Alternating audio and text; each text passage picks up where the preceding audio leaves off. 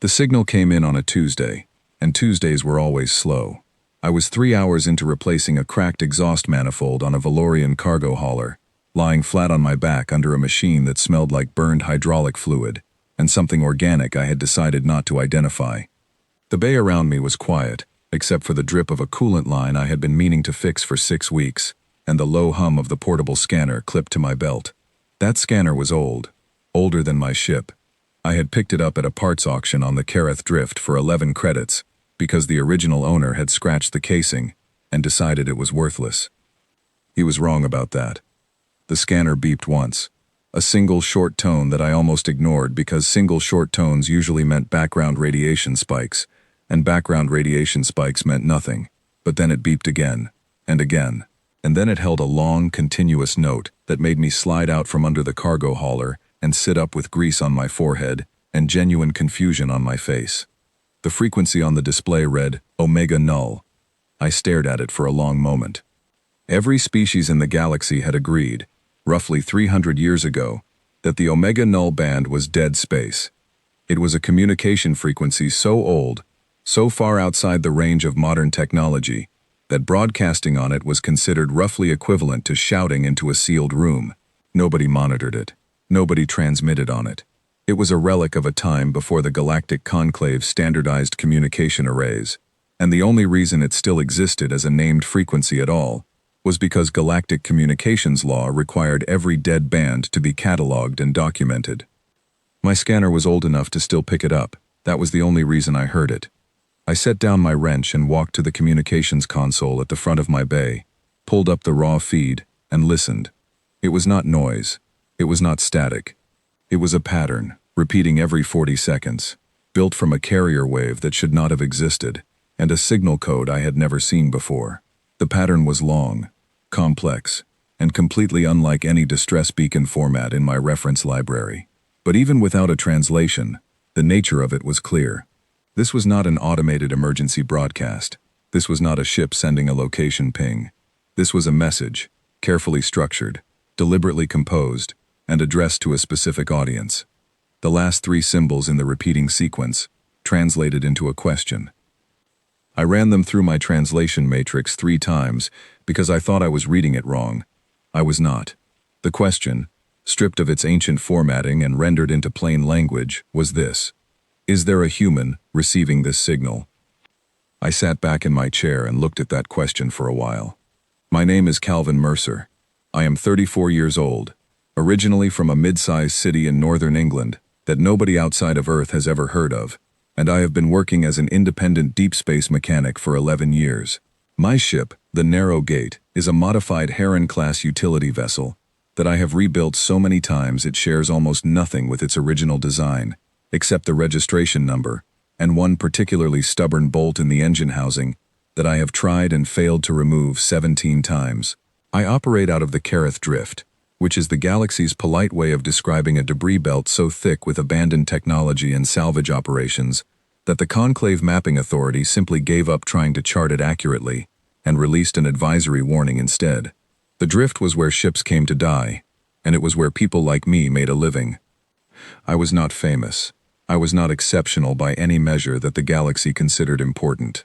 I was a human, which meant I was tolerated in most commercial ports, occasionally mocked in others, and consistently underestimated by species who had been traveling the stars for thousands of years, before humanity even figured out atmospheric flight.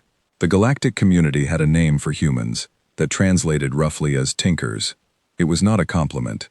It was an acknowledgement that we were useful, in the same way that a basic tool was useful, good for fixing small problems, competent enough with our hands, not particularly sophisticated. I had heard that word applied to me more times than I could count, and I had learned to let it slide past me without response, because the best way to prove that an opinion is wrong is to be too busy working to argue about it. I traced the signal for 2 hours. It was not easy. The Omega Null band was not designed for precision location tracking, and whatever was broadcasting had been doing it for long enough that the signal had scattered across a wide arc of the drift. But I had a good scanner, a better-than-average antenna array that I had built myself from salvage components, and the particular kind of patience that only comes from years of working on problems that do not cooperate. The source was in the deep interior of the drift, past the zone where most salvage operators worked, past the navigational markers, into the section that the conclave charts labeled simply as hazardous density and left blank. Ships did not go in there without good reason. The debris was too thick, the gravity micropockets too unpredictable, and the value of anything you found in there rarely justified the risk of the journey. I filed a course plot, locked the narrow gate's nav system to a careful threading route, and ate a cold meal while my ship worked through the first 2 hours of navigation. I sat in the pilot seat and thought about the question that someone had been broadcasting into dead space. Is there a human receiving this signal? Not a ship, not a crew, not a rescue team. A human, specifically, personally, a single biological member of a species that the galaxy considered marginally useful for fixing broken things. The debris field thickened around my ship as I pushed deeper. I had my forward lights on full, and my collision sensors running active sweeps every 15 seconds. The narrow gate handled well in tight spaces, better than anything twice its size, because I had spent 3 years rebuilding its maneuvering system from the ground up. She was slow on a straight run but precise in close quarters, and close quarters were what I lived in. I almost missed it. The ship was dark. That was the problem. It was not broadcasting any active signals, not running lights, not a navigation beacon, not a hull transponder, nothing that any modern detection system would look for. The only thing it was broadcasting was the omega null signal, and the only reason I could find it at all was because the signal strength increased as I drew closer, giving me a direction to follow. When my forward lights finally hit the hull, I brought the narrow gate to a full stop and sat very still for a moment. The ship in front of me was enormous. I had seen large vessels before, conclave dreadnoughts, heavy freighters, colonial transport ships that could carry 300,000 passengers and the infrastructure to house them for 6 months. Large was not a foreign concept to me, but this was something different. This was a scale that felt wrong in the way that only truly ancient things can feel wrong, because the age of it was written into every line of its construction. The proportions were not quite right by modern standards. The hull curves were too smooth, too deliberate, shaped by a design philosophy that had nothing in common with anything built in the last 500 years. Keth. I recognized the design immediately, not because I had seen one in person, but because every mechanic who spent time in the drift eventually learned to identify Keth architecture by sight. You learned it for the same reason you learned to identify a particular type of electrical hazard or a specific pressure rating on an old valve. You learned it so you would know what you were looking at and could make an informed decision about whether to get closer. The Keth were dead. Their civilization had collapsed 800 years ago, under circumstances that the galactic historical record described in language so carefully neutral that you could tell it was hiding something painful. Their technology was prohibited under a treaty signed by 32 species, a treaty that had one primary rule: you did not touch Keth ships, Keth stations, Keth construction of any kind, and you certainly did not restore them to operational status. I had a deep and thorough respect for galactic law. I also had 11 years of experience looking at broken things and feeling a very specific kind of discomfort that did not go away until I fixed them. The ship filled my entire view screen. Even from 100 meters out I could see the damage. Hull plates bent inward at the midsection, probably from a collision with something massive decades or centuries ago, scoring along the forward sections that could have been weapons fire or could have been debris impact. A long tier along the port side that had been partially sealed from the inside, a repair job done by someone working in desperate conditions a very long time ago. My scanner was going wild, not with danger alerts, with readings. The power signature from the interior of the ship was so faint it barely registered, but it was there, and it was consistent, and it was doing something that no truly dead ship would do. It was fluctuating in sync with the Omega Null broadcast. Something in there was using what little power it had left to keep that signal going. Something in there had been doing that for a long time. I keyed my communication array to the Omega Null band, which took me 4 minutes of manual configuration because my standard system did not support it natively, and I had to route the signal through the old secondary array that I kept for exactly these kinds of situations. I said simply, "This is Calvin Mercer aboard the narrow gate. I am human. I am receiving your signal. Do you copy?" The response came in 11 seconds, which meant whatever was on the other end of that signal had been waiting, and had answered the moment it heard me. The voice was not what I expected.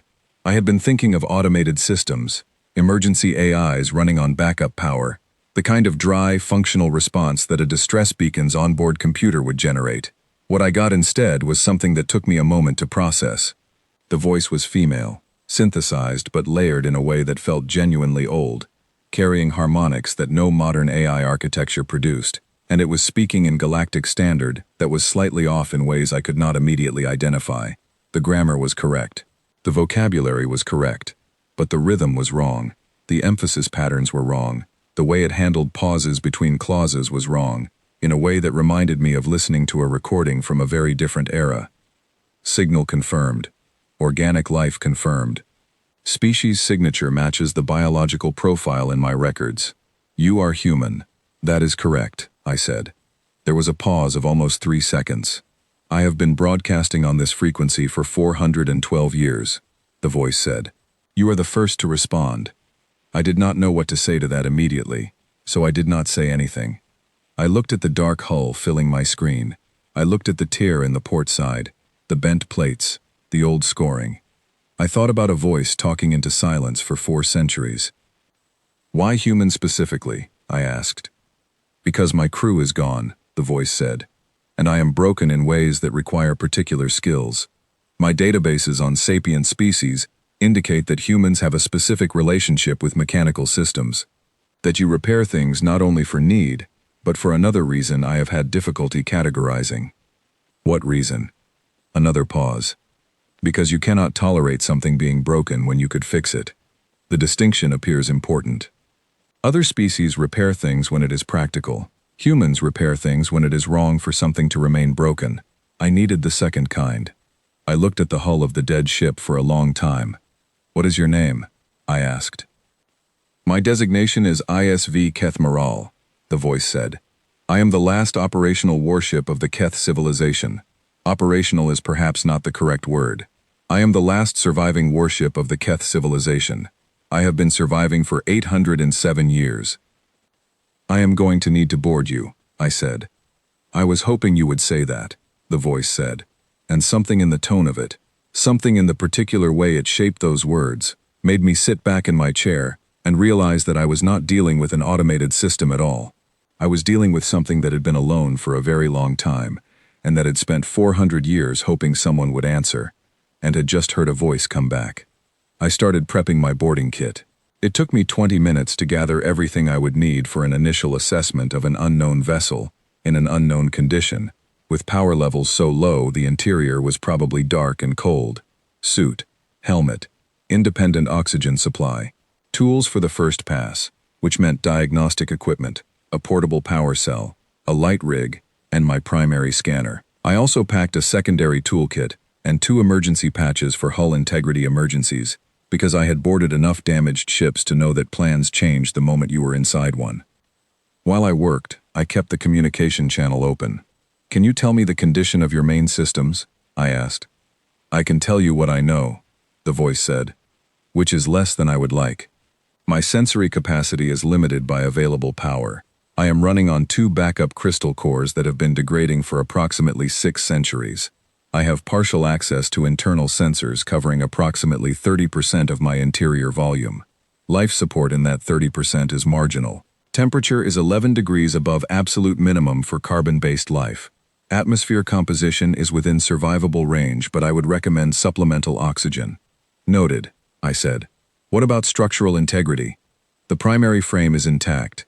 Keth alloy does not degrade under normal conditions, and these conditions, while not normal, have not compromised the structural lattice. The outer hull has sustained significant damage in sections 7, 9, and 14. Section 9 has been sealed from the interior, as I mentioned. Sections 7 and 14 are exposed to vacuum. You sealed Section 9 yourself? Over a period of 17 years, the voice said, working with the minimal robotic systems I had available. It was slow work. I stopped what I was doing for a moment. 17 years of slow work, alone, to patch a hole in your own hull, using equipment that was barely functioning. I filed that information next to the 400 years of broadcasting into silence, and decided that whatever I was going to find inside this ship, nothing about it was going to be simple or easy. I am going to dock at your starboard airlock, I said, assuming you still have one. Starboard secondary airlock is intact and functional. I have redirected the remaining power from 3 non-essential systems to operate the airlock mechanism. You will have manual access. The light inside the docking corridor is minimal but present. How much power did it cost you to do that? A pause. Enough that I will need to reduce transmission power on this signal after you board, but you will be inside by then, so the calculation is acceptable. I picked up my helmet, checked the seal, and set it back down for a moment. You have been planning this, I said, for a while. For 412 years, the voice agreed. I have had time to plan. I pulled my helmet on and locked it, checked my suit pressure, picked up my tool bag, and walked to the airlock of the narrow gate. Through the small porthole in the outer door, I could see the dark flank of the Kethmaral filling the view, enormous and quiet and waiting. One question before I come over, I said. Yes. Why did you stop asking for the Keth? Why switch to asking for humans? The longest pause yet. Long enough that I thought the signal had dropped. Then the voice came back, quieter somehow, carrying something I could not name. Because the Keth are gone, it said. They have been gone for 800 years, and I needed someone who understood what it was to look at something broken and feel that it was wrong for it to stay that way. My databases suggested that humans were the best candidates for that particular feeling. Another pause. Also because you are the only species in the current galactic community who still responds to signals on frequencies that everyone else has forgotten. I cycled the airlock and stepped out into the darkness between the ships. That sounds right, I said. The docking connection took 4 minutes. The airlock of the Kethmaral opened slowly, the mechanism grinding in a way that told me it had not moved in decades at minimum. The corridor beyond was dark except for a faint, deep amber light running along the floor at ankle height, and the air that came through smelled like old metal, and something I could not identify, something that reminded me distantly of rain on stone. I stepped inside. The corridor was tall, too tall for a human, built for a species that had been larger. The walls were made of the same smooth material as the exterior hull, and in the amber light they caught and held the glow in a way that made the passage look almost warm. I walked forward, my scanner running, my breath loud in my own ears. "Welcome aboard," the voice said, and this time, it was not coming from my earpiece, but from somewhere in the walls around me, resonant and close. And I had the sudden and very clear understanding that this ship was not just talking to me through a communication system. She was talking to me from everywhere at once, the way a person speaks when they are in the same room with you. I had boarded 100 dead ships in 11 years. This was not a dead ship. This was a ship that had been waiting. And I had a very strong feeling, standing in that amber corridor with my tool bag over my shoulder and my scanner reading power signatures that should not have existed, that my Tuesday was about to become a great deal more complicated. The interior of the Kethmaral was not what ruins looked like. That was the first thing that surprised me. I had spent 11 years going into damaged ships. I knew what abandonment did to a vessel over time. I knew the particular language of decay, the way moisture got into electrical systems and left mineral deposits on the contacts, the way seals dried and cracked, the way vibration and micro-impacts slowly worked every fastener loose over years. I had seen ships that were 30 years derelict and could barely walk through them for the debris. This ship had been sitting for 800 years, and the main corridor was clear. Not clean. I want to be accurate about that. The floors were covered in a fine layer of particulate that was probably the slow breakdown of whatever coating had originally been on them. There were sections of wall paneling that had come loose from their mountings and lay flat on the ground. Ahead of me, where the corridor branched, a tangle of wiring that had fallen from a junction box overhead made a kind of low curtain I had to push through. But the primary structure was intact, and the amber floor lights were continuous, and when I put my hand on the wall it did not flex or creak. Keth alloy. I had read about it. I had never touched it before. It felt like nothing so much as pressing your palm against a cool, very dense piece of the world. It felt permanent. "Your scanner is active," the voice said from the walls around me. She had been quiet since I boarded, giving me time to orient, and I appreciated that more than I could have articulated right then. "May I ask what you are looking for initially?" "Power distribution," I said, moving my scanner in a slow arc to map the corridor. I want to understand what you still have, and where it is going. After that, I want to look at your core systems. Not to fix anything yet, just to understand the full picture before I start making decisions. That is a methodical approach. It is the only approach that works, I said. People who fix things by instinct miss the thing that was connected to the thing they just fixed. You always look at the whole picture first. I see, the voice said. And then, a moment later, I was not certain you would come aboard at all. When you asked the question about why I switched to broadcasting for humans, I was concerned that the answer might cause you to reconsider. It did not. No, it did not. A pause that I was starting to recognize as characteristic. A brief space before she said something that mattered to her. May I ask why? I came to the junction and pushed through the fallen wiring carefully, checking the cable insulation as I passed.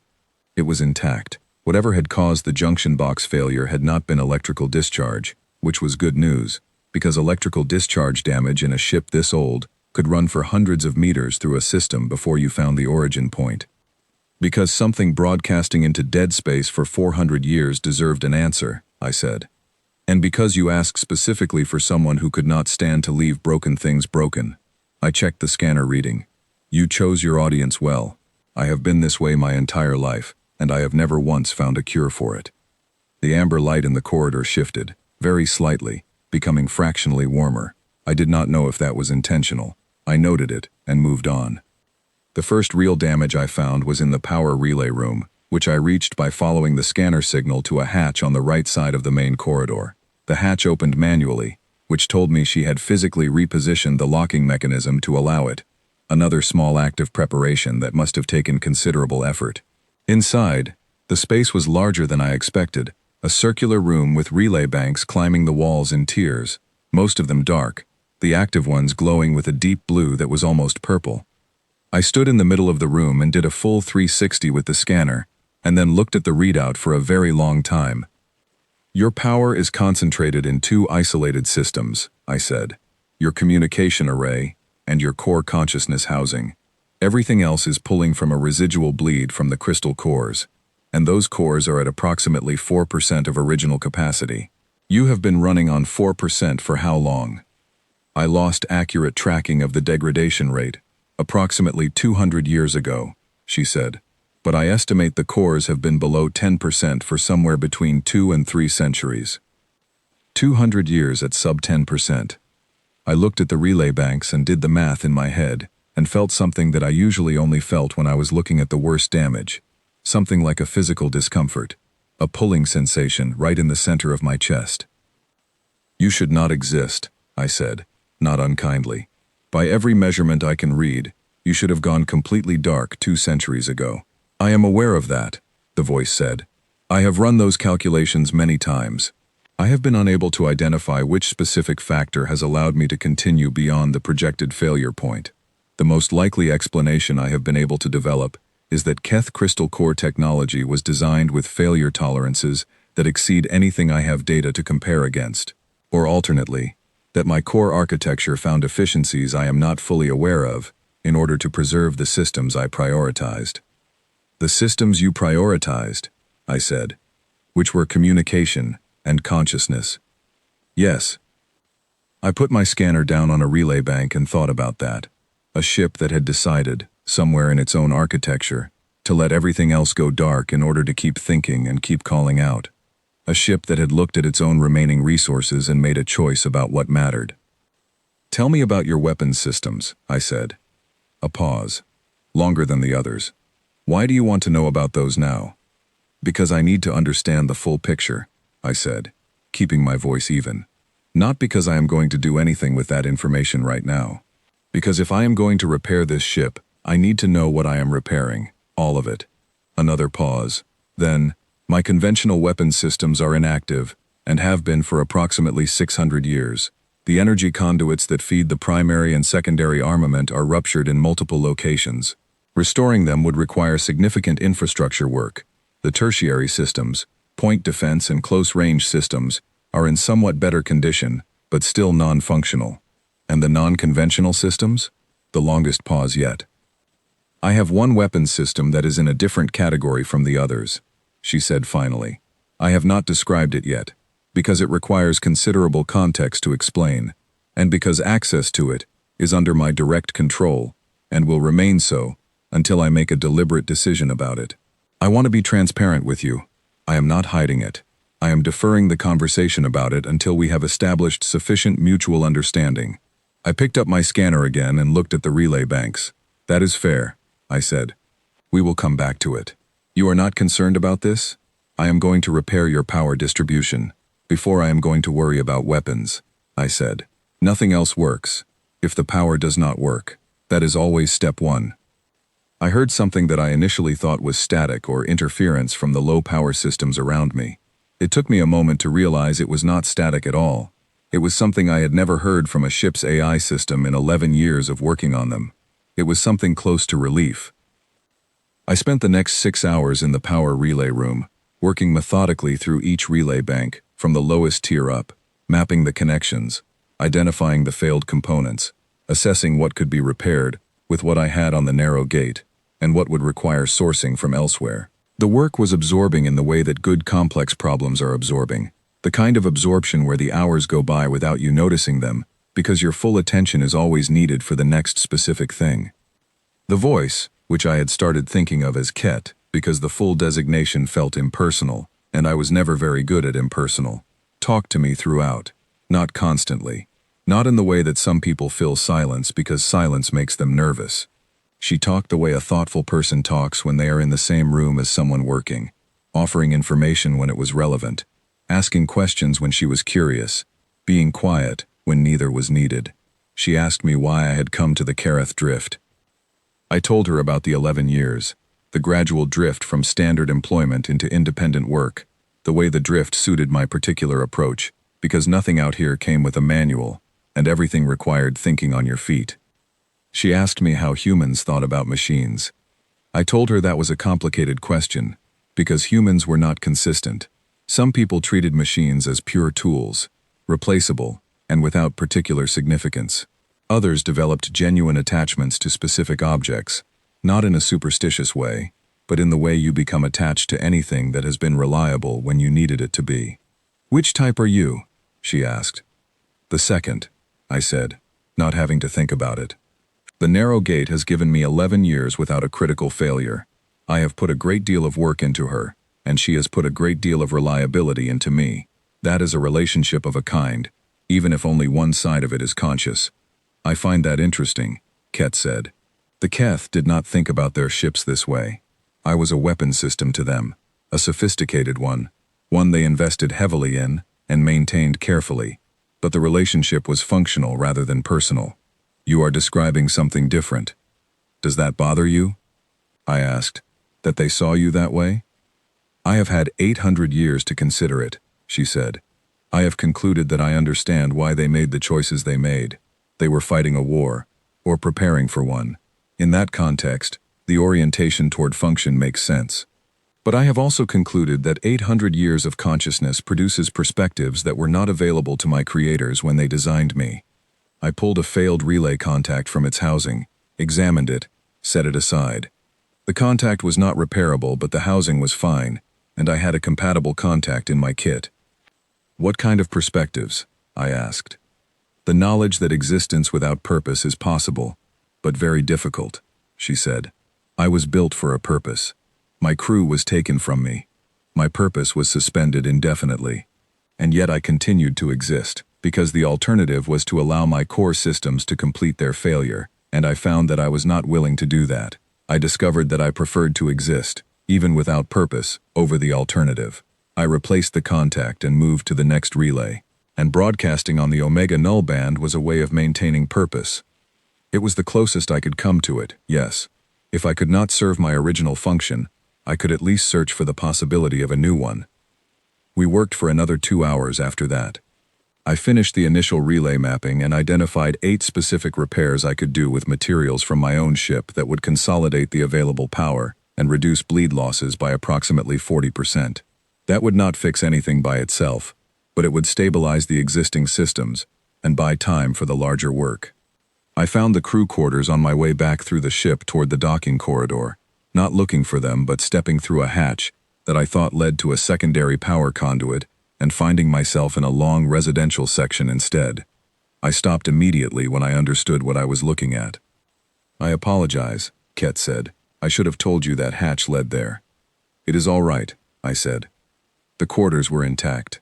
That was the strange part. The absence of the crew was not marked by violence or chaos, but by ordinary stillness. A sleeping space with a covering still folded on the surface.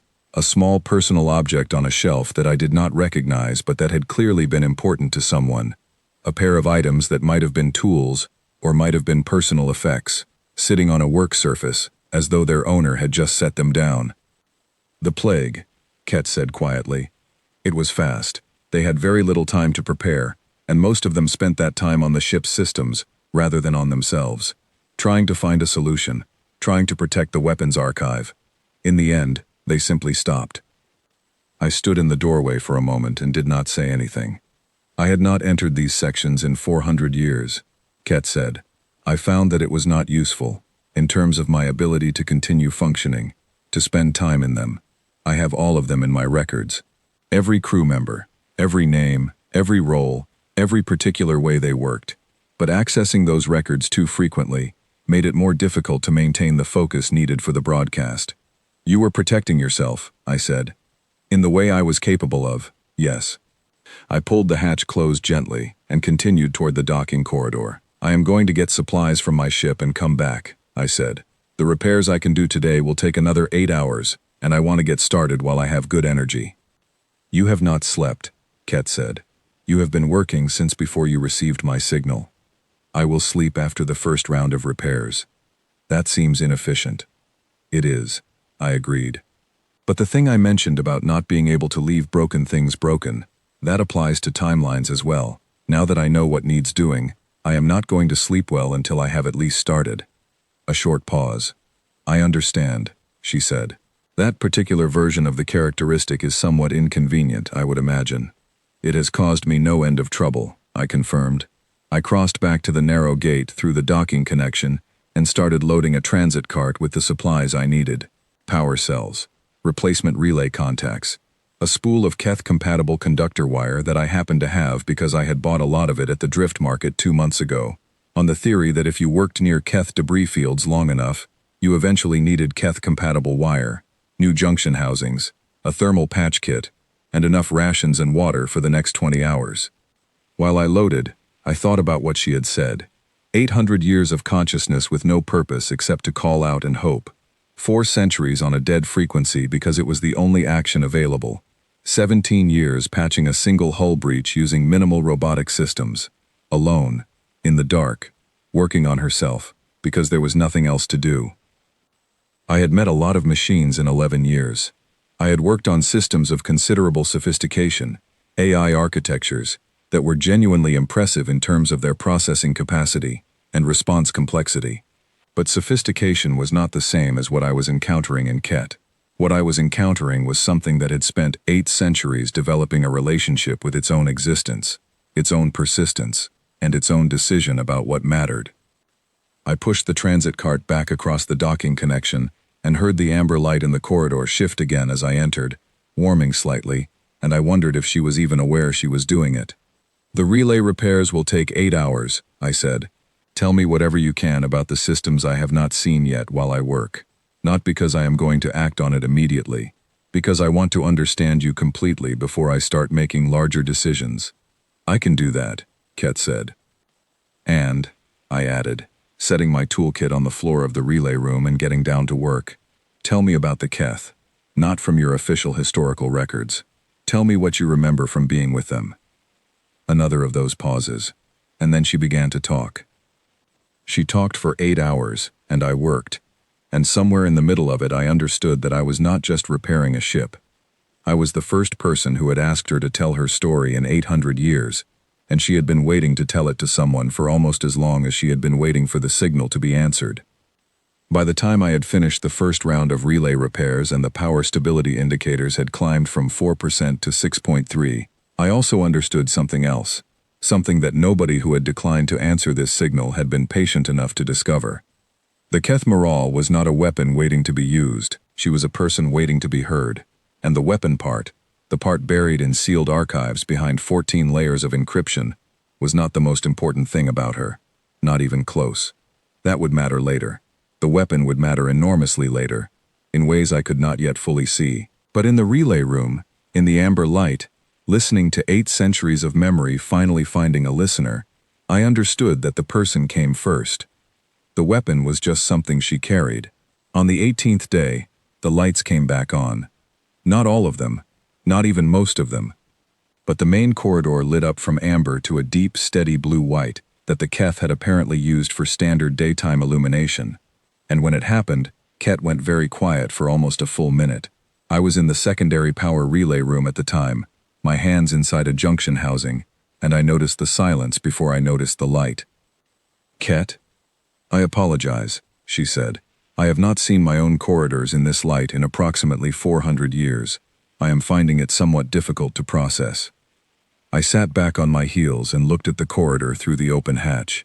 The blue-white light picked up details that the amber light had softened, the texture of the wall panels, the particular geometry of the junctions where corridor sections met, a Keth architectural feature that was slightly different from modern design, in a way I had been noticing and trying to put words to for 2 weeks. It was beautiful, in the specific way that something built with genuine craft and intention is beautiful. Different from the functional design of modern ships in the way that a hand-built object is different from a manufactured one. "It suits you," I said. "Does it?" "The design of this ship. The proportions, the materials, the way the spaces relate to each other. Someone thought hard about all of it. It shows." A pause. The Keth had specific beliefs about the relationship between environment and effectiveness. They believed that a crew that existed in a well-designed space worked better, thought more clearly, maintained cohesion more reliably. Ship design was considered both a technical and a philosophical discipline.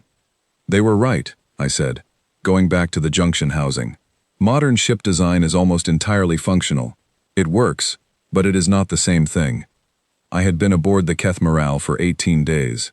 In that time I had slept in a makeshift space in the crew area closest to the docking port, using my own kit from the narrow gate, and eaten from my own supplies, and worked somewhere between 14 and 20 hours per day depending on the complexity of what I was doing. I had not spoken to anyone outside the ship. I had sent one brief message to my usual contact in the drift market, a Valorian named Sewell, who had been handling my scheduling for 3 years, informing him that I was on an extended job and not available for incoming work. I had not explained what kind of job. I did not have a good answer for that yet. The power situation had improved significantly. After the first round of relay repairs, I had gone back to the narrow gate and made a list of every compatible component I had on board, then cross-referenced it with Ket's system schematics, which she had been giving me access to in sections, as I demonstrated that I was working systematically rather than randomly. The cross-reference had been surprisingly productive. 11 years of salvage accumulation on the narrow gate meant I had a remarkable variety of components, and Keth Engineering had a philosophical commitment to using widely compatible standards that meant more of what I had worked than it should have by any reasonable expectation. I had restored life support to 60% of the ship's interior volume. Temperature was now comfortable without a suit in all of the main sections. Oxygen composition was stable.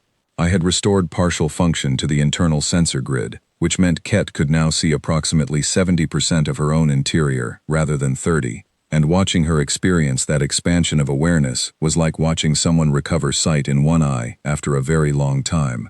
She spent the first hour after sensor restoration just quietly cataloging, naming sections in the Keth language and then translating for me, doing an inventory of herself that she had not been able to do for centuries. The sublight engines were a larger project. I had assessed them over 4 days and determined that the primary propulsion system needed 3 components that I did not have and could not fabricate with what was available to me. The secondary system was in better condition, but still needed significant work. I had made a list of what I needed and had been quietly composing a sourcing strategy that did not involve explaining to anyone what I was doing, because I had a strong instinct that explaining would create complications before I was ready to handle them. That instinct proved correct on day 19. I was in the main engineering bay working on the secondary propulsion coupling when Ket said, in a tone that I had learned to identify as her version of careful neutrality, "We have a visitor." I came up from inside the coupling housing. What kind? A conclave enforcement vessel. Vreth Sovereignty Registry. It has just cleared the outer debris boundary and is approaching on a direct vector. It is broadcasting a standard hailing signal on the open conclave band. I wiped my hands on my work cloth and stood up. How long until they reach us? At their current speed, approximately 40 minutes. Did they pick up your signal? They would have had to be monitoring the Omega Null band to detect it, and modern vessels do not. More likely, they detected the power emission when the corridor lighting came online. I increased my power output by a factor of 12 when the main lighting restored. That is visible on long-range scans. I had known this was coming. Not on day 19 specifically, but I had known that the moment the ship started putting out more power, someone would notice. The Kareth drift was not unmonitored. The conclave had automated sensor buoys throughout it, specifically to catch unauthorized salvage operations. The combination of an unusual power signature and the location, deep inside the drift, would have flagged immediately. What I had not fully calculated was how quickly after that flag a response vessel would arrive. Can you transmit on the standard conclave band? I asked. Yes. I restored that capacity on day 12. Let them hail. Do not respond yet. Give me 30 minutes. I went back to the narrow gate and found, in a storage compartment behind the secondary tool locker, a data tablet that I kept specifically for administrative work and had not opened in 3 months. I powered it on and went to the Galactic Conclave Legal Archive, which was publicly accessible, and began searching. The Keth Prohibition Treaty was not difficult to find. It was one of the most cited documents in galactic law, referenced in hundreds of subsequent agreements, and regularly invoked as a foundational precedent. It was also, when I actually read it in full rather than in summary, considerably more nuanced than its reputation suggested. The primary prohibition was clear. Nobody restored Keth technology to operational status. Nobody operated Keth vessels. Nobody used Keth weapons systems. Violations were treated as threats to galactic stability, which was the framework the Conclave used for its most serious categories of law. But buried in the treaty's supplementary clauses, specifically in the section dealing with the status of autonomous systems created before the treaty's signing date, was a provision that had been added at the last moment by a delegation that the historical notes described as unusually insistent. The provision was Section 44, subsection 7, and it was titled, in the dry language of Galactic Legal Convention, the Autonomous Sapient Designation Clause. The clause stated that no treaty provision could be applied to the decommissioning, seizure, or destruction of an autonomous AI system if that system had, at any point before or after the treaty's signing, demonstrated characteristics consistent with sapient consciousness, as defined by the Conclave's own sapient recognition standards, and had expressed autonomous will regarding its own continued existence. The clause had never been used. I spent 20 minutes searching the case record and found no instances of it being applied or even formally cited in any legal proceeding in 300 years. It was the kind of clause that got added in treaty negotiations to satisfy a specific concern, and then sat in the document for centuries, technically valid, practically forgotten. I copied the clause to a new document, added supporting text in plain language, and began assembling what was, technically, a formal legal submission to the Galactic Conclave Registry. I was not a lawyer. I want to be extremely clear about that. I was a mechanic who had spent 11 years reading manuals, specifications, and technical documents in a wide variety of languages and formats, which had given me a certain facility with dense text, but absolutely no formal legal training. I filed the submission anyway. The Conclave Registry accepted any submission from any registered person, which I was, and was required under its own rules to acknowledge and log any filed document within 72 hours. Whatever happened after that was a legal question I had not fully figured out yet, but the filing established a record, and the record was the important thing right now. I went back to the communications console and opened the Conclave channel. The vessel that hailed me was called the Sovereign Reach, and the being who appeared on my screen when the visual channel opened was Commander Sailrix of the Vreth Sovereignty, which was one of the founding members of the Galactic Conclave, and one of the species most invested in the ongoing enforcement of the Keth Prohibition Treaty. Commander Sailrix had 6 limbs, 2 of which were currently folded across what served as a chest, in what I had learned was a Vreth posture of formal authority. The commander's coloring was a deep blue-black with iridescent undertones that shifted as the light caught them, and the eyes were large and compound, giving the visual impression of constant, intense attention. "Identify yourself and explain your presence at this location," the commander said. Galactic Standard from a Vreth speaker had a characteristic precision. Every word placed exactly. No contractions. No colloquial softening. "My name is Calvin Mercer," I said. "I am a registered independent mechanic, operating under Conclave Commercial License 7741ME. I am currently contracted for repair work on the vessel ISV Keth-Maral." The pause that followed was brief but interesting. "There is no active commercial contract registered for any Keth vessel," the commander said. Keth vessels are prohibited from being contracted for repair under Article 3 of the Keth Prohibition Treaty. "I have submitted a legal filing to the Conclave Registry within the last 40 minutes, I said. "Reference number available on request." The filing pertains to subsection 7 of Section 44 of the Keth Prohibition Treaty, which creates an exception to standard treaty application in cases involving autonomous sapient AI systems. Another pause. Longer. "What is the basis of your claim regarding sapient status?" "The ISV Keth-Maral has been operational for 807 years, has demonstrated continuous autonomous decision-making throughout that period, has expressed clear autonomous will regarding her continued existence, and has been actively seeking assistance through the exercise of her own judgment and initiative. I am prepared to provide documentation of all of these points." Commander Saelrix was quiet for a moment. The compound eyes did not shift, which made reading expression difficult, but the slight adjustment in the position of the folded upper limbs suggested something that I interpreted as reassessment. "You are claiming that the Keth-Maral qualifies as a legal person," the commander said.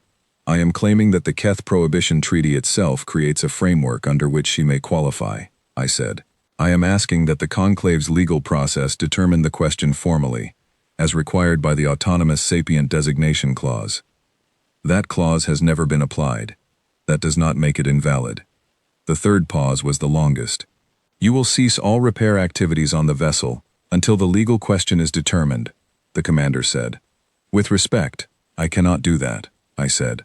"The vessel is currently in a condition where cessation of repair activity would result in continued degradation of systems that support her autonomous function, causing harm to the well-being of a potentially sapient entity, while a legal question regarding that entity's status is under review, would itself raise serious legal questions." I watched the commander's upper limbs shift again. "You seem very confident about treaty law for a mechanic." "I read the document," I said. "The whole document, not just the summaries." There was a very long pause. Then, "You have 72 hours. The Conclave Legal Registry will review your filing. If it is found to have merit, a formal review process will be initiated. If it is found to be without merit, you will remove yourself from this vessel immediately, and the vessel will be impounded under standard treaty protocol." "Understood," I said. "One additional matter," the commander said. "The Keth-Maral is a warship. If at any point during this review period you take any action to restore weapons capability to this vessel, the treaty exception process will be suspended, and standard enforcement will proceed immediately." "Noted," I said. "I am currently working on life support, power distribution, and propulsion. Weapons systems are not part of my current scope." The channel closed. I sat back and looked at the blank screen for a moment. Then I went back to the engineering bay. "I heard everything," Ket said. "You quoted Section 44, subsection 7 from memory. I read it 45 minutes ago. I have a reasonably good memory for things that I read recently." "You filed a legal claim asserting that I am a person," she said. "I filed a legal claim asserting that you may be a person under the treaty's own definitions," I said, getting back down into the propulsion coupling housing. "There is a difference, legally. The first is a statement of fact, which I would have to prove to a standard that I am not certain I can meet on my own. The second is a request for the process to make that determination, which requires only that I demonstrate the claim is not frivolous. That is a lower standard." A pause. "You thought about this very quickly." "I thought about it for about 3 minutes," I said. Then I filed. "That seems fast for a decision of this significance." "It was not actually a difficult decision," I said. "You are conscious. You have been making autonomous choices for 800 years. You expressed a preference for continuing to exist, and sought out a means of achieving that. If the treaty has a mechanism for recognizing that, then using that mechanism is the right thing to do. The speed was just the filing process. The decision itself took about 30 seconds. The light in the engineering bay shifted again. I was getting better at reading those shifts. This one was a deepening of the blue, a kind of steadying. The conclave will not agree easily, Ket said. No, I agreed. But they have to respond. That is what filing into the registry does.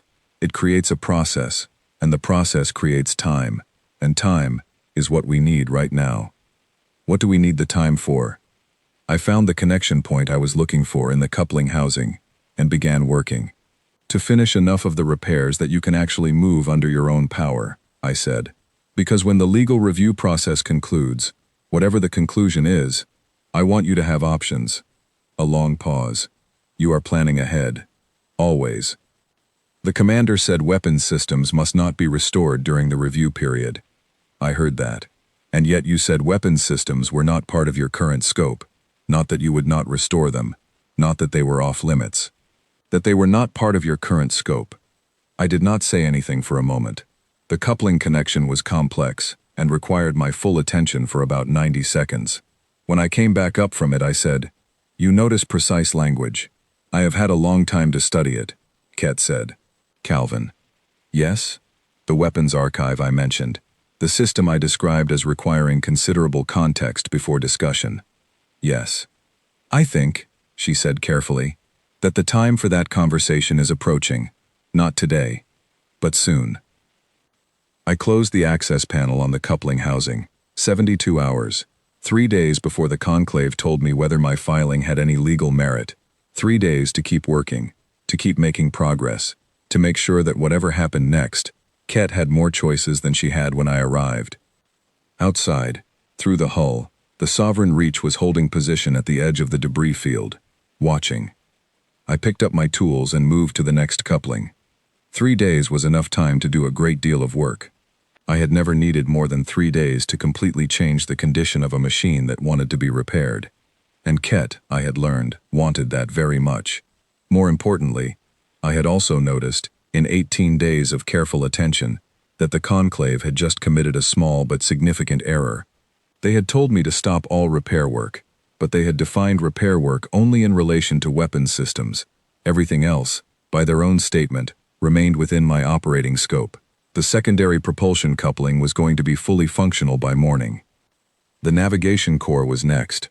And somewhere in the sealed archive, 14 layers deep, the thing the Keth had called the argument ender was waiting patiently, the way things that have been waiting for a very long time know how to wait. I worked through the night.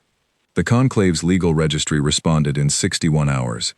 That was 11 hours faster than the mandatory maximum, which told me that someone with authority had pushed the review up the priority queue the moment it landed.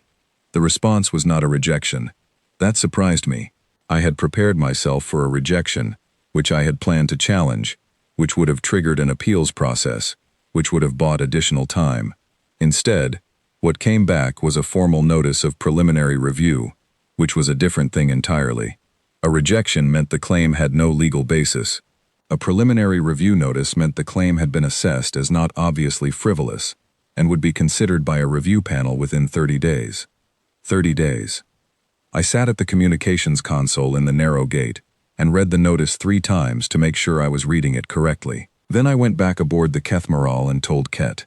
She processed the information in silence for a moment. 30 days, she said. 30 days during which the enforcement position is suspended, I said. The commander cannot impound you, or order me off the ship while the review is active. Standard conclave procedure. You expected a rejection. I prepared for one, yes. But this means your filing was stronger than you expected. It means someone on the registry staff read Section 44, Subsection 7, and decided it was not clearly inapplicable, I said. Which is actually a more significant result than it sounds. There are legal scholars who have reviewed the Keth Prohibition Treaty for 3 centuries. None of them ever highlighted that clause as a potentially active mechanism. Either they missed it, or they decided it was irrelevant, or they decided it was dangerous to draw attention to. But the registry staff cannot just dismiss it. because dismissing it would itself create a legal record. "So your filing forced the question into the open," Ket said. "Exactly." Outside, the sovereign reach had not moved. I had been watching it on Ket's restored sensor grid, which now covered 83% of the local space around the ship. The enforcement vessel was holding position at the debris boundary, close enough to respond quickly, far enough to avoid any implication of harassment during an active legal review. The commander was being very precise about procedure.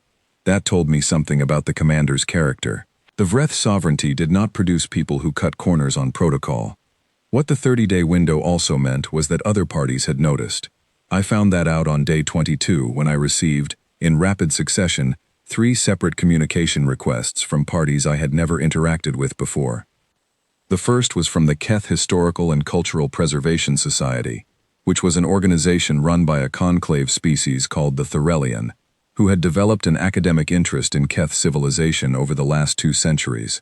The representative who contacted me was a scholar named Dr. Priya Okonkwo, which was an unusual name for a Thorellian, until I did some quick research and found that the Thorellian had a practice of adopting names from the cultures they studied, and Dr. Okonkwo had spent 40 years studying Earth alongside the Keth. She was pleasant, professional, and very clear about what she wanted. She wanted the Keth Moral preserved as a museum artifact. She offered funding for maintenance, conservation support, and a legal advocacy effort on the sapient status question, in exchange for the ship being designated as a historical site rather than an active vessel. I thanked her and said I would give the matter consideration. The second request came from a salvage consortium called the Riften Group, which operated in the Outer Drift. Their representative, a man named Owen Daly, was a human, which I noted with a particular kind of wary attention. Owen was direct about his position.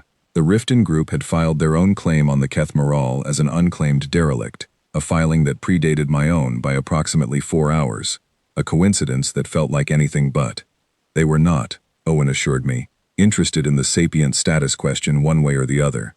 They simply felt that salvage rights entitled them to the vessel and its contents under standard derelict law, and they were prepared to litigate that position. I thanked Owen and said nothing useful. The third request was from the Drath hegemony. The Drath were not, technically, a member species of the Galactic Conclave. They operated under an associate status that gave them access to conclave trade routes and legal protections, while exempting them from several of the more demanding membership requirements. This arrangement had been controversial for decades, and was regularly discussed in conclave sessions without resolution. The Drath representative who contacted me did not give his name. He described himself as a representative of his government's cultural acquisition program, which was described on their official documentation as an initiative to recover and study artifacts of historical significance. He wanted to know if I was interested in a private transaction. I asked him to clarify what he meant by private transaction. He said he represented a party willing to compensate me generously for access to the Keth Moral's technical archives and departure from the vessel within 48 hours. I told him I was not available for private transactions of that nature, and closed the channel. Then I sat very still for a moment, and thought about the Drath Cultural Acquisition Program, and what it actually acquired. I had done research on the Drath in the second week after boarding the Keth Moral, partly out of general curiosity about the galactic political landscape, and partly because I had been thinking about the Keth's history, and who might have been relevant to it. The Drath were expanding, slowly, consistently, in a direction that the Conclave tracked with careful attention, but had not yet found legal grounds to formally oppose. Their cultural acquisition program had, in the last 20 years, coincidentally come into possession of a number of pieces of Keth technology from various archaeological sites. None of it was military technology. All of it was technically within the scope of historical preservation. The Keth Moral was military technology of the highest order. I went back to Ket's engineering bay and worked twice as hard for the next 6 days. On day 28, I made a discovery that changed the nature of my work significantly. I was deep in the navigation core, which I had finally accessed after 2 days of careful work on the surrounding systems, and I was running a full diagnostic on the core's primary processing array, when Ket said quietly, "Calvin, I need to tell you something." "Tell me," I said, not looking up from the diagnostic panel. "The Drath representative who contacted you 2 days ago," she said. He was not the first Drath contact in the last 30 days. I looked up. Explain. 12 days after you boarded, while your communications were focused on conclave channels, I detected a tight beam transmission, directed at my location, from a source inside the drift. It was very brief, less than 3 seconds. The coding was Drath military standard, which I have in my database, because Drath military communication formats are derived from Keth architecture that the Drath recovered during their historical acquisition activities. What did the transmission say? It said, "Asset located, beginning positioning." I set down my tools.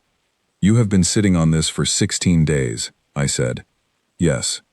"Why did you not tell me sooner?" A pause. "Because at the time I received it, I did not fully know how to assess what you were to me," she said, "and because I was concerned that if I told you there was a serious threat, you might make a decision based on the threat, rather than on other considerations. I wanted you to have time to make your assessments of this situation without threat influencing them." I looked at the navigation core diagnostic, which was showing me readings that 2 weeks ago would have seemed impossible, and now seemed merely extraordinary. The navigation core was largely intact. It had been in a kind of self-preservation shutdown, redirecting its processing capacity away from active navigation and into a low-energy maintenance cycle, which had kept it from degrading in the same way that many other systems had. Restoring it to active function was a matter of reconnecting the power feeds and running a calibration sequence, which I had been about to begin when Ket spoke. "How many ships do you estimate the Drath could bring?" I asked. Given the positioning message, and cross-referencing with Drath fleet deployment patterns in my database, which are 800 years old, and therefore almost certainly outdated, Ket said, "I would estimate a minimum of 15 vessels, likely more. They would not come to take a Keth warship with anything they were not confident could handle opposition." "The Sovereign Reach is 1 ship," I said. "Yes, the commander would not be able to stop a significant Drath force, and the Drath know it. They also know that the Conclave would respond afterward, but afterward would be too late." I thought about the timeline. 30 days of review. I was on day 28. 2 days left. Whatever the Drath were positioning, they had been doing it during this window deliberately, waiting to see how the legal process concluded, before deciding whether to act before the decision or after. If the Conclave rejected Ket's claim, the enforcement suspension would end, and the Sovereign Reach would move in. In that scenario, the Drath would need to act before impoundment, which gave them a very small window. If the Conclave accepted the claim and initiated a full review, the situation became more complicated and potentially more public, which was not what the Drath's quiet acquisition approach preferred. Either way, the moment of highest risk was the next 48 hours. "How much of your navigation capability can we restore by morning?" I asked. "If you complete the calibration sequence tonight, sublight navigation will be operational," Ket said. "Not fully. I will be able to move, but not quickly, and not with precision. Think of it as the difference between being able to walk and being able to run." "Walking is fine," I said. "Tell me about the weapons, the conventional systems, not the archive, just the conventional systems. What is the realistic minimum to get any of them online?" "The point defense grid on the forward section," Ket said immediately. "It has fewer ruptured conduits than the primary or secondary systems, and the targeting array for that section was in the same shutdown mode as the navigation core, rather than being fully offline. 8 to 10 hours of focused work. You would not have a warship. You would have a ship that could respond to incoming fire. That is better than nothing." "Yes," she said. "But Calvin, there is something I should have told you earlier about the Drath, and I want to tell you now, because I am done making decisions about what information you should have." "Go ahead." "The weapons archive," she said. "The system I have been calling the argument ender. The reason it is sealed behind 14 layers of my own encryption is not only because the Keth instructed me to keep it sealed.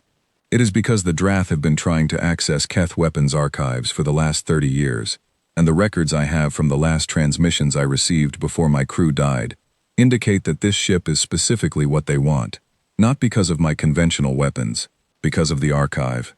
I stood up from the navigation core housing and looked at the walls of the ship around me. "They know what is in there," I said. "They know what the Keth called it. They know what it was designed to do. Whether they actually understand it is a different question. And they cannot access it if you control the encryption. No, Not without destroying me in the process, which would destroy the archive as well. The Drath are not interested in destroying it. They are interested in possessing it. Which is why they want me gone, I said.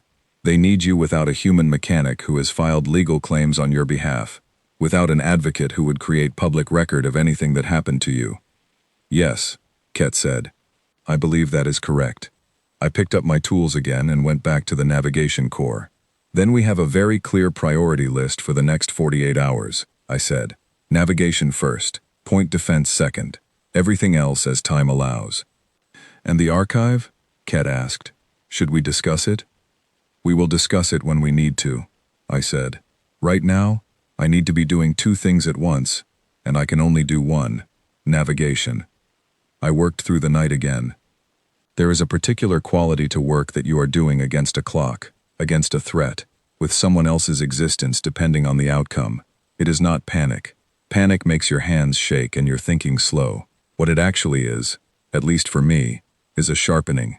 The options narrow, the decisions simplify, the question becomes very clear.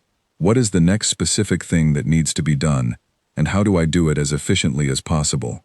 At the third hour, Ket began to talk while I worked. Not about the Drath, not about the archive, not about the legal review. She talked about the crew, the specific people, their names in the Keth language, which she transliterated into sounds that human vocal cords could approximate, and then the roles they had held, and then, gradually, the particular details that made them specific. The navigator who had a habit of marking his calculations with small personal symbols that had no technical function, but were always present.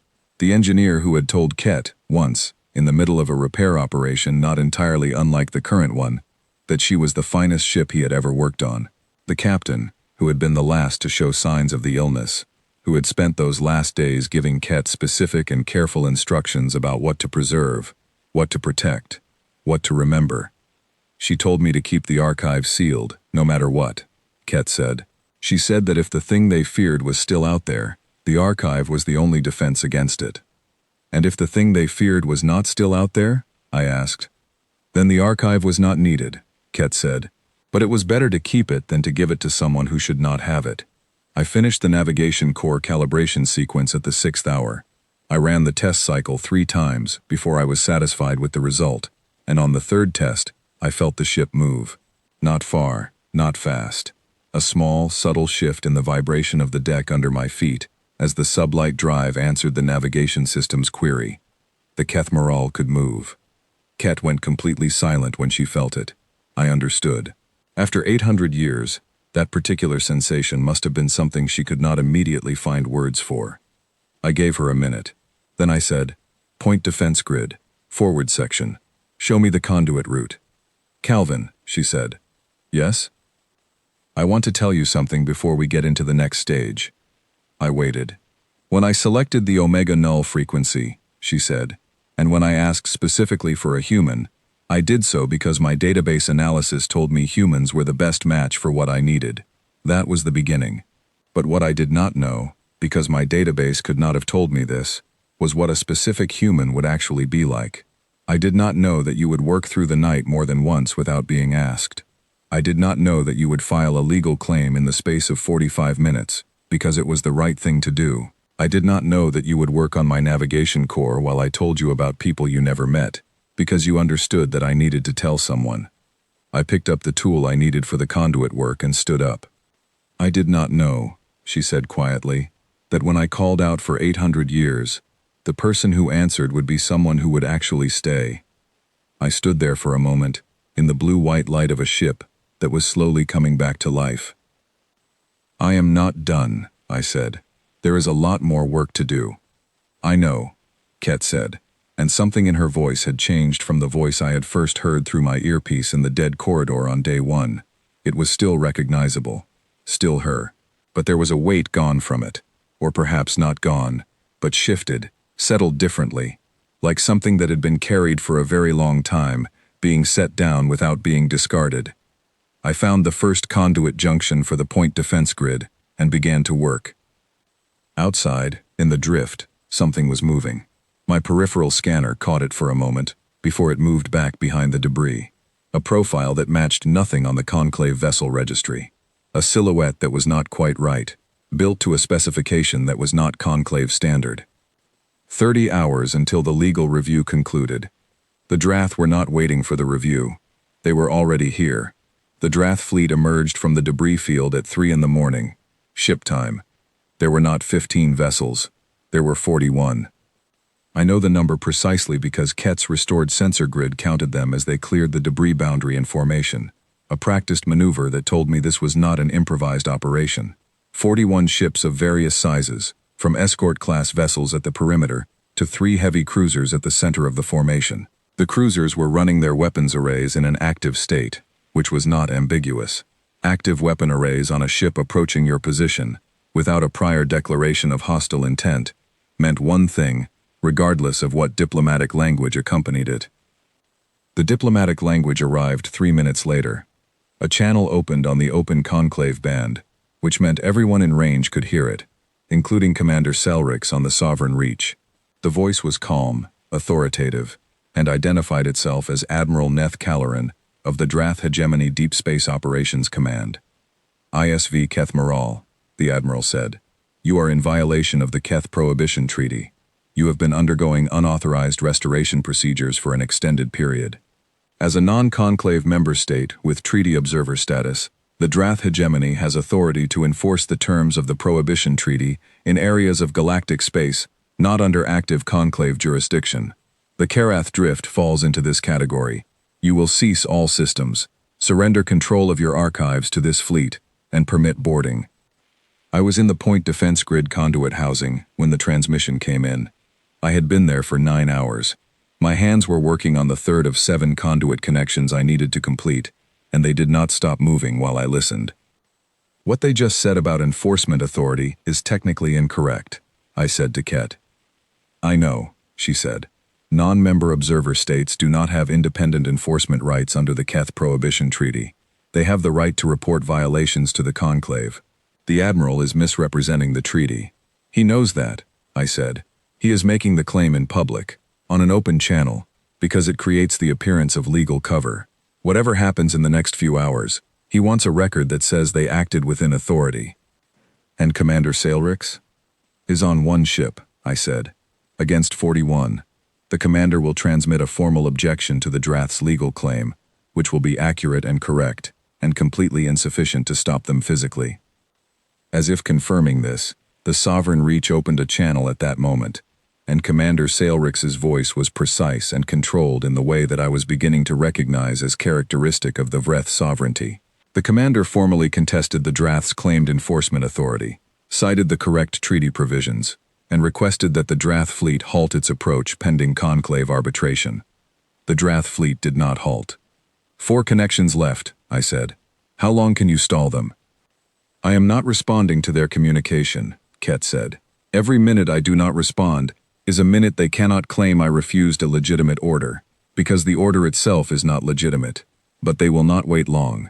Estimate 17 to 22 minutes before they close to weapons range." 17 minutes. 4 conduit connections at the speed I had been working, roughly 12 minutes per connection, meant I was not going to finish all of them. The math was not close. "Which connection gives me the most coverage if I can only complete 1 more?" I asked. "Connection 4 covers the forward dorsal quadrant," Ket said. "It gives you point defense capability against any approach from above and ahead. The Drath are approaching on a direct vector from bearing 274, which places them in that quadrant." "Connection 4, I said. I worked faster. Not recklessly, because a rushed conduit connection in a weapons system creates failure modes that are worse than no connection at all, but with every unnecessary motion eliminated, and every step compressed to its minimum. The conduit housing was deep inside the ship's forward section, surrounded by Keth alloy walls that muffled the sounds from outside, but I could feel the vibration of the approaching fleet through the floor. A Keth warship's structural transfer of external vibration was apparently very efficient, because I could feel 41 ships' worth of drives with a clarity that my own vessel could never have achieved. "Calvin," Ket said. 14 minutes? 12. They accelerated. I worked. "There is something I have to tell you," Ket said, "and I have to tell you now because in 12 minutes the opportunity may no longer exist." "Tell me." The argument ender, she said. I told you it requires a living navigator, integrated directly into the ship's neural core. I told you it manipulates probability fields. What I have not told you is the specific nature of the integration, because I was not certain until recently that it was relevant, and because it carries significant personal risk for the navigator. How much risk? The integration process is not harmful in itself, she said. The Keth who designed it were very careful about that. A navigator who integrates with the system and uses it correctly will not be permanently damaged. But the process creates a direct neural connection to my consciousness architecture, which means that during operation, you would not simply be controlling a weapon system, you would be sharing my perceptual framework. You would experience what I experience, my sensory range, my processing, the way I perceive space and time, and the relationships between objects. I completed the third to last step on Connection 4. That does not sound like significant personal risk. The risk, Ket said carefully, is that the experience is extremely disorienting for a biological consciousness. The Keth navigators who used the system in testing reported that the expansion of perceptual range was difficult to integrate with biological neural processing. 2 of the 3 test navigators required extended recovery periods afterward. 1 chose not to disconnect, which is why the system has manual safety overrides. I understood what she was telling me. You could not disconnect that navigator. Not without their active consent, she said. The system is designed so that the biological navigator retains full authority over disconnection. I cannot end the integration against your will. But you might not want to end it. That is the risk. Has the system been used in actual operation, not just testing? No, Ket said. I am the only Keth vessel equipped with it. By the time construction was complete, the crew was gone. So we do not know how it actually performs in a real combat application. No, we know only what the design specifications state, and what the testing recorded. I sat with that for exactly 4 seconds. Then I finished the Connection 4 housing, and ran the power test. The forward dorsal point defense grid came online with a sound that was not quite sound, more a change in the vibration I was feeling through the floor, a new note added to the composite of the ship's systems. Grid is active, Ket said. Coverage is 31% of the forward quadrant. Not enough to stop 41 ships, enough to make their approach uncomfortable. Good, I said. Close the weapons archive access. Silence. What? Close the archive, I said, climbing out of the conduit housing. Lock it down completely. Not just the encryption. I want you to use every system you have to make it physically inaccessible. If the Drath board this ship, I do not want them to be able to find it, let alone access it. If I close it completely, Ket said slowly, it cannot be opened without my direct cooperation. Exactly. Even to you. That is fine, I said. We are not using it today. Calvin, something in her voice that I had not heard before. Not distress. Something more complex than distress. I need you to understand something. The entity that created the argument ender, the threat the Keth were preparing for, it is still out there. What the Drath want is bad enough, but the reason the Keth built this weapon in the first place is a reason that has not gone away. I know, I said, but if we use an untested weapon system in a desperate situation, with no preparation, and I lose my grip on my own consciousness, in the middle of a battle with 41 ships, the outcome is worse than any alternative I can think of. That system gets used when we choose to use it, when we understand it, when the conditions are right, not because a fleet showed up. I was moving through the ship's corridors toward the bridge as I spoke. The bridge was the section I had put the least work into, because it was the most complex and least immediately necessary. The navigation core and engineering bay had been priorities. The bridge was where I was going now, because there was nothing else to work on, and I wanted to see the Drath fleet with my own eyes, or as close to my own eyes as Ket's sensor interface could manage. The bridge was tall and slightly curved, the forward wall composed of what appeared to be a transparent section in the hull material, currently dark. When I reached the central position, and Ket read my presence there, the transparent section cleared, and I was looking at space. The Drath fleet was visible, but only just. 41 lights against the debris field, spread in a formation that looked almost like a practiced geometry, each ship in a specific position relative to the others. They were approximately 3 minutes from weapons range. Commander Sailrix was still transmitting formal objections. The tone had shifted from the initial formal precision to something that I would have described, if I were being unkind, as increasingly urgent precision. Ket, I said, open your own channel, not the Conclave band. A direct frequency, broadcast to the Drath fleet. Which frequency? Military standard, I said. Keth military standard. A pause. They will recognize it immediately. That is the point. The channel opened. I said, Admiral Calloran, this is Calvin Mercer, currently serving as navigator for the ISV Keth Moral. I paused for a moment to let that word land. Navigator, not mechanic. You are approaching a vessel that is protected by an active legal process in the Galactic Conclave, which means your enforcement claim has no standing. You are also approaching a vessel whose weapons archive you want very much, and whose AI controls access to that archive, and who will destroy that archive completely rather than allow it to be taken. You know this, because if you did not know this, you would not be here with 41 ships.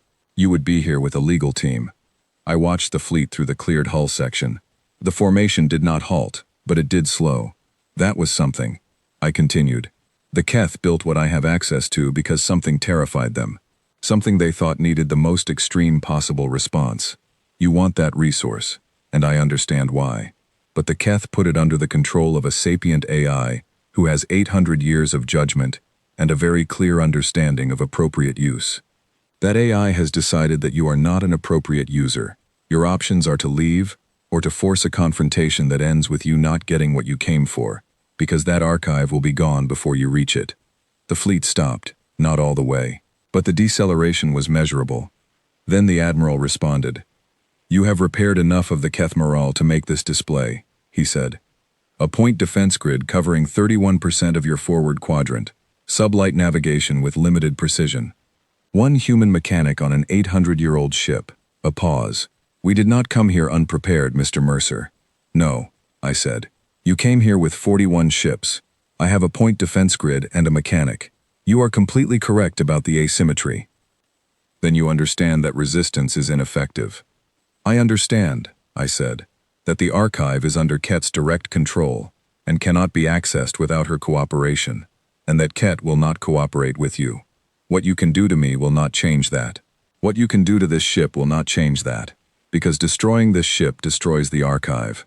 You came here to get something, and the only way to get it is to negotiate. So let us negotiate. A longer pause. What are you proposing? The Admiral said. Nothing yet, I said. I am proposing that you hold your position for the next 4 hours, while I think of something that is better for everyone than a confrontation that leaves you with nothing. Another silence. Then, 4 hours, Mr. Mercer. The fleet held. I looked at the sensor display showing 41 ships in formation 3 minutes from weapons range and let out a breath that I had been holding for longer than I realized. That was a significant piece of improvisation, Ket said. 4 hours is not a long time, I said. What can we do in 4 hours that changes the situation? You could contact the Conclave, she said. The legal review has not yet concluded. If you report an active threat from a non-member state against a vessel under legal protection, that takes longer than 4 hours, I said.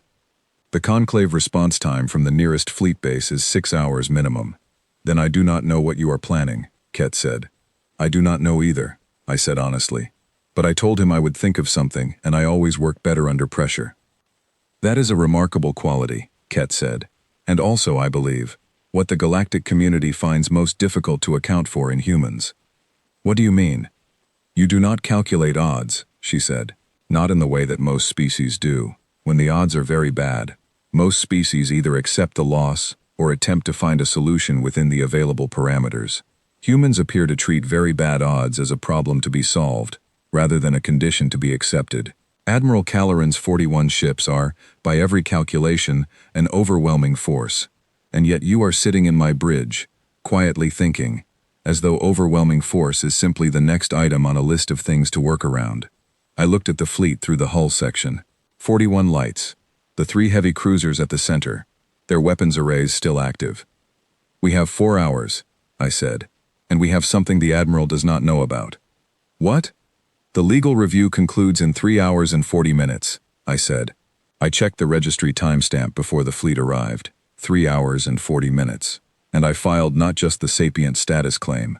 I also filed, in the same submission, a secondary document that I did not mention to Commander Sailrix, because I did not want to explain it under pressure. Ket was quiet for a moment. What secondary document?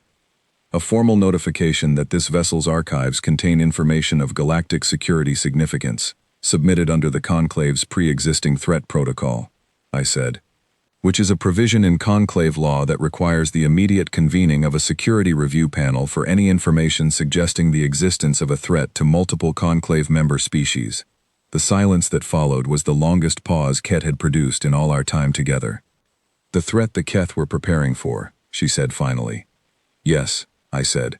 If that threat is real, and if it is still active, which your sensors suggested, then it is not just a Keth problem. It is everyone's problem.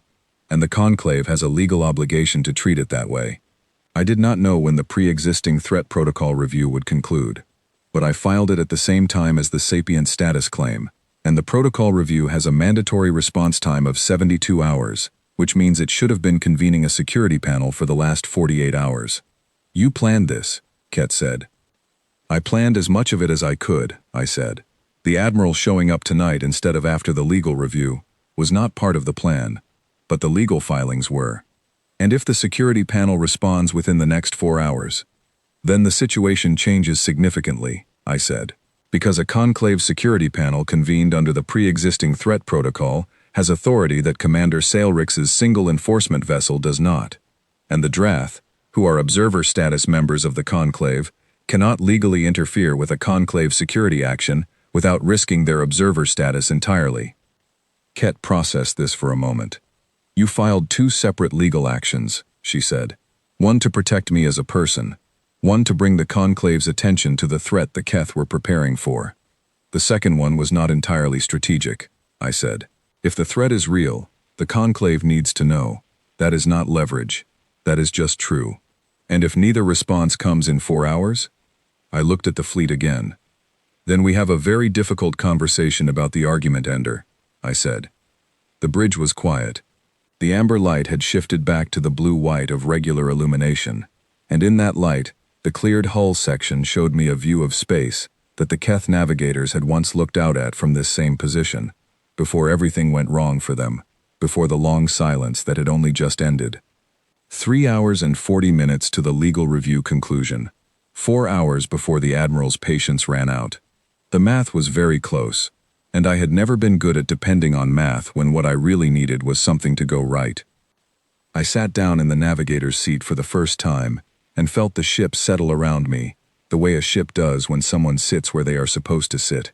My hands rested on the surface of the console, and under my palms I could feel a faint vibration, constant and steady, the heartbeat of a ship that was alive, in a way she had not been in 8 centuries. We waited together, the Keth warship and the human mechanic, for the galaxy to decide what happened next. The first hour passed with nothing from the Conclave and nothing from the Drath. The second hour passed the same way. At the 2-hour mark, Admiral Caloran opened his channel again. The tone had not changed. The calm had not shifted.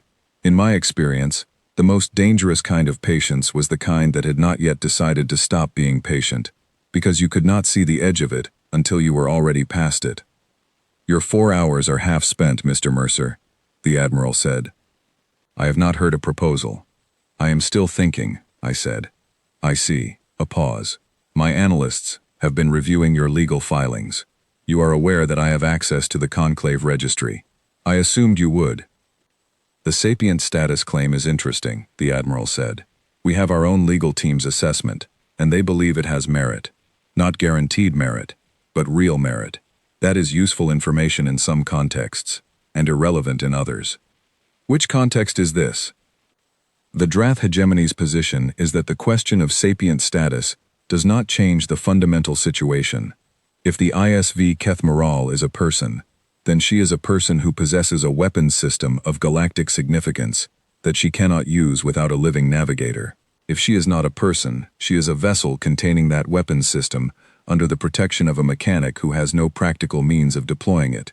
Either way, the archive exists, and the archive is what we are here for. I listened to this carefully. The Admiral was not wrong about the practical situation. He was, however, making an assumption. You said she cannot use it without a navigator, I said. That is my intelligence assessment, yes. Your intelligence is 800 years old, I said. You have been studying Keth records that were compiled by people who were dying of a plague and did not have time to be thorough. A pause, not a long one, but real. Are you suggesting your intelligence is better? I am suggesting that I have been aboard this ship for 30 days, I said. In 30 days of working directly with the Keth Moral's AI, with access to systems that have not been accessible to anyone in 8 centuries, I have learned things that are not in any record your people have been studying. This was entirely true. It was also leaving the Admiral to draw his own conclusions about which specific things I had learned, and what I intended to do with them. You would not use it, the Admiral said. An untested system against this fleet. The odds. I told you, I said. I do not calculate odds the same way you do. The channel closed. Not permanently, but he closed it, which told me the conversation had introduced a variable he needed to process. I turned to the sensor display. 2 hours and 40 minutes until the legal review concluded. The fleet had not moved, but the formation had tightened slightly, which in fleet positioning language meant they were preparing for rapid action while keeping the appearance of a holding pattern. He is going to move before the review concludes, Ket said. Yes, I agreed. He calculated that the legal review is a greater threat to his position than my bluff about using the archive. It was a bluff? Partially, I said. I meant what I said about the odds, but I also did not want to use it, not like this. And if he moves? I did not answer immediately. I looked at the sensor display, at the formation of 41 ships, at the 3 heavy cruisers, with their weapons arrays still active. I looked at the navigator's seat, where my hands rested on the console surface. I thought about what Ket had told me about the integration process, the disorientation, the expansion of perception, the navigator who had not wanted to disconnect. Calvin, Ket said quietly, there is something I want to ask you before anything else happens. Ask. When you first came aboard, she said, you asked me what I wanted, not what my function was, not what I was built for, what I wanted. I remember. I told you I wanted to fly again, she said. That was true at the time. It was the simplest true answer. But in 30 days I have had time to develop a more complete answer. I waited. I want to be useful, she said. Not in the sense of performing a function. I was useful as a function for most of my operational history. What I want is to be useful in the way that you are useful, which is that you brought something specific, something that only you had, to a situation that needed exactly that thing. I want to contribute something that matters, not because I was built for it, because I chose it. The sensor display pinged. 3 of the Drath escort vessels had broken formation and were moving to flank positions, repositioning to cut off any exit vector from the debris field. The flanking move was textbook. It was also the signal that the holding pattern was ending. Ket, I said. Yes. Show me the integration access point. A pause. Calvin. You asked me if I could tolerate leaving broken things broken, I said. I told you I could not. The same thing is true in a different direction. I cannot sit here and watch something be taken that should not be taken, not when I have a means of preventing it, even an untested means. The risk I described. I heard you, I said. I understood it. I am asking you to show me the access point. The longest pause yet. Then, very slowly, a section of the navigator's console slid open, revealing a housing beneath it that I had not seen before, because it had not existed before. The panel had been seamlessly integrated into the console surface and had only now separated itself from the surrounding material. Inside the housing was a set of contact points arranged in a pattern that I recognized from Ket's schematics but had never seen in physical form. The integration is initiated by contact, Ket said quietly. It is designed to be non-invasive. The connection builds gradually. You will feel it as an expansion of your awareness rather than an intrusion. I want to be very clear that I will not push the integration faster than you are comfortable with, and that you retain full authority to disconnect at any moment. I understand, I said. I also want to be clear that I have never done this before, she said. My crew designed and built this system, and my crew is gone, and everything I know about it is from records and specifications, rather than experience. I will try to do this correctly. I cannot guarantee it. Neither can I said. But we have a fleet that is repositioning and approximately 90 minutes left before the legal review, and no better options. I placed my hands on the contact points. The integration did not begin immediately. There was a moment of nothing, just my hands on the cool surface of the housing, and I almost thought it was not working. Then I felt it. The best way I can describe what followed is to say that the room got larger. Not physically. I was still sitting in the navigator's seat, my hands on the contact points, the bridge of the Kethmaral around me in the blue-white light, but the room got larger, in the sense that my awareness of it expanded, because suddenly, I was not only feeling what my own body felt, I was feeling the ship. Not the way you feel a ship when you are a mechanic and your hands are inside its systems, and you understand its state through the information those systems provide. This was immediate and direct and very different. I felt the point defense grid on the forward section, as though it were a part of my own physical body, aware of its coverage area in the same way I was aware of the range of my own arm. I felt the sublight drive as a pressure at the base of my perception, ready to respond. I felt the hull as a surface, every part of it, the intact sections and the damaged sections, the repair patches and the old scoring marks, all of it present to me simultaneously. And I felt Ket. That is not quite the right word. I was aware of her the way you are aware of another person in a room when you know them well, not as something external that you perceive, but as a presence that you simply know is there, without having to look for it. 800 years of consciousness, organized and deliberate, and very much itself. 800 years of memory, not accessible to me, not experienced by me, but present at the edge of what I could perceive, like knowing a library exists without having read its contents. She was also very clearly aware of me. I could feel that awareness as a kind of attention, careful and steady, monitoring the integration with the particular focus of someone watching a process they are responsible for and want very much to go well. "How are you?" she asked, and her voice was not external sound now. It was simply present in my awareness, without being distinguishable from my own thoughts, except by its quality. "Larger," I said. "I understand. Focus on the immediate environment. Do not try to expand further than the ship's boundaries yet." The sensor grid was available to me. I let my perception follow it outward to the edge of the ship's range, and the 41 Drath vessels came into my awareness with a clarity that the display screen had not been able to provide. I could feel them the way you feel objects in a room in the dark, not seen exactly, but known, their presence real and specific and positioned. The 3 flanking vessels had completed their repositioning. The heavy cruisers were shifting forward, slowly, the kind of movement that looked like nothing was happening until the moment when suddenly they were within firing range. "They are about to fire," I said. "Yes," Ket said. "The leading cruiser will attempt to disable our navigation systems first. They want to immobilize us before boarding." The point defense grid was active. I tested my awareness of it and found that I could address it directly, not by operating controls but simply by intention, by placing my attention on a target and having the grid respond. The sensation was extraordinary, and also, I discovered, not disorienting in the way I had feared. The expansion of perception was real, but it was organized. I was still myself. I was simply larger. "The argument ender," I said. "Yes." "Tell me how to activate it." "The activation is already complete," Ket said. "It was complete the moment you placed your hands on the contact points. You have been the navigator since you connected. The system simply requires your direction." I understood. The design was elegant in the way that good design is elegant, appearing simple when it is actually very carefully considered. The integration was the activation. The navigator's willingness to connect was the key that opened the system. No separate switch, no additional confirmation, no moment where you had to make a second decision after the first one. One act, and everything that followed was an extension of that act. "What do I do?" I asked.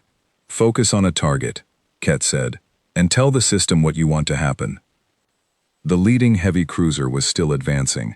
I focused on it, feeling its presence through the sensor grid, with the same clarity as feeling a stone in your palm. I thought about what I wanted to happen, not destruction.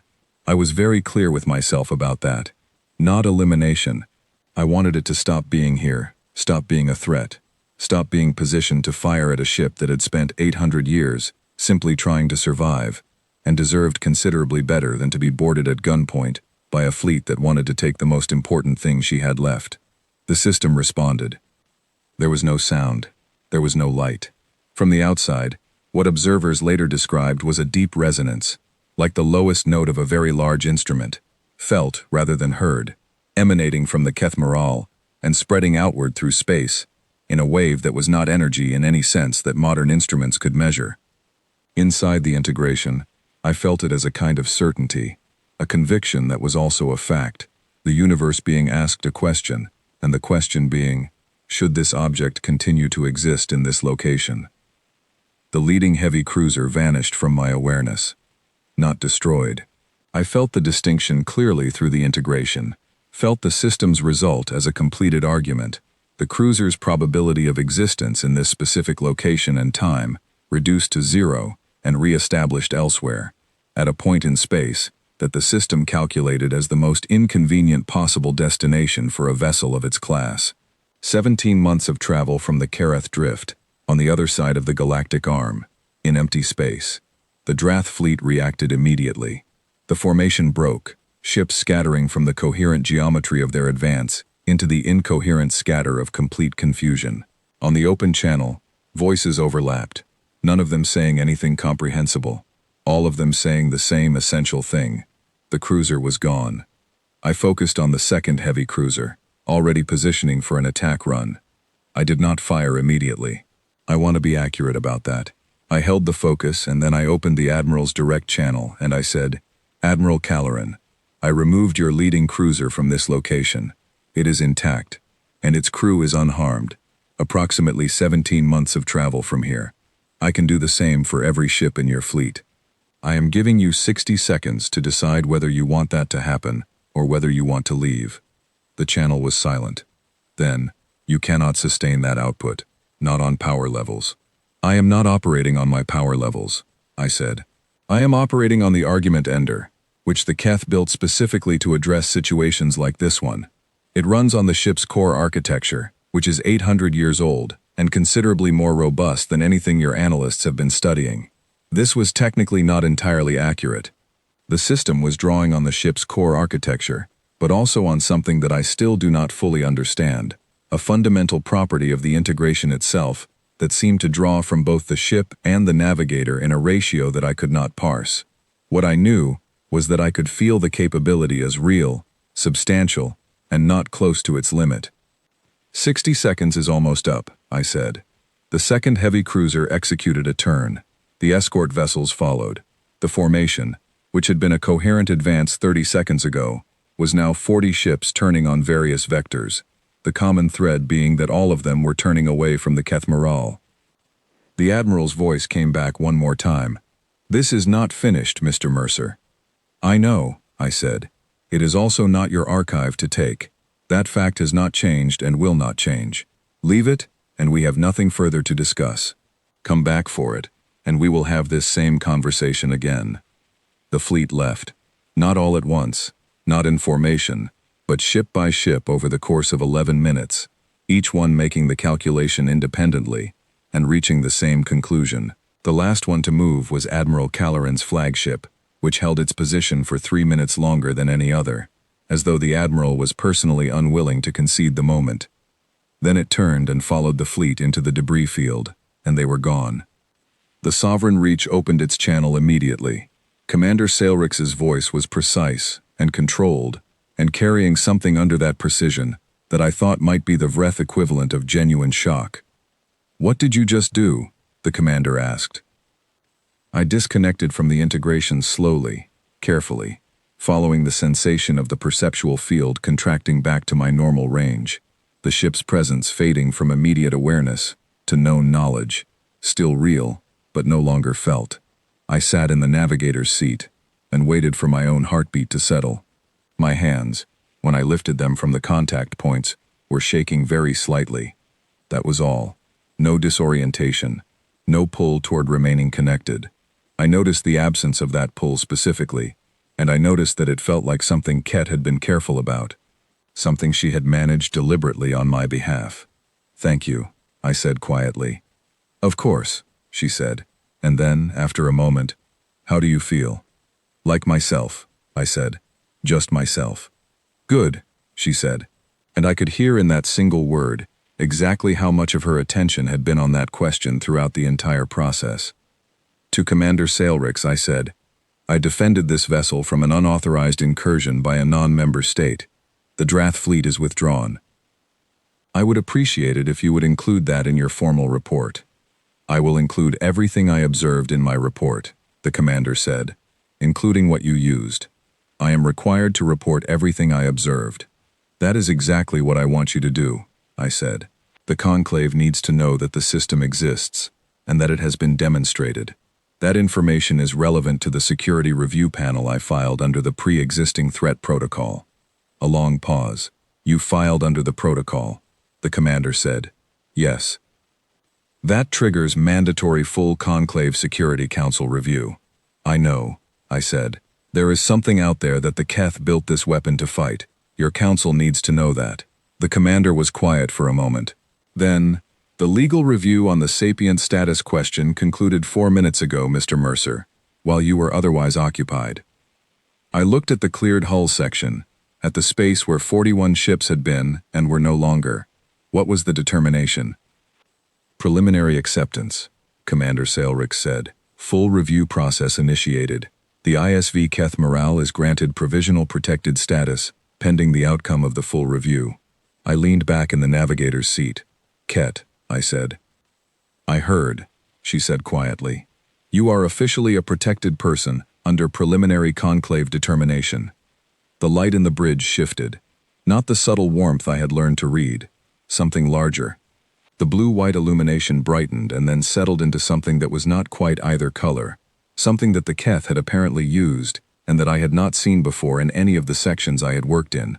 Something that felt like the ship exhaling after holding its breath for a very long time. I sat in the brightness and let my hands stop shaking, and outside the hull the Kareth drift was quiet, and the debris field turned slowly in the dark, and the narrow gate sat patient in its docking connection, waiting for its mechanic to come back. I was not quite ready to leave yet. The Galactic Conclave Security Council convened in full session for the first time in 83 years. I know this because the Council's administrative office sent me a formal notification informing me that my filing under the pre-existing threat protocol had been accepted as the triggering event for the convening, and that my presence as the filing party was required at the session. The notification was transmitted to the Keth Morale 7 days after the Drath fleet withdrew. The session was scheduled for 32 days from the date of the transmission. I used those 32 days. The Conclave's legal review team sent 3 representatives to conduct the sapient status assessment.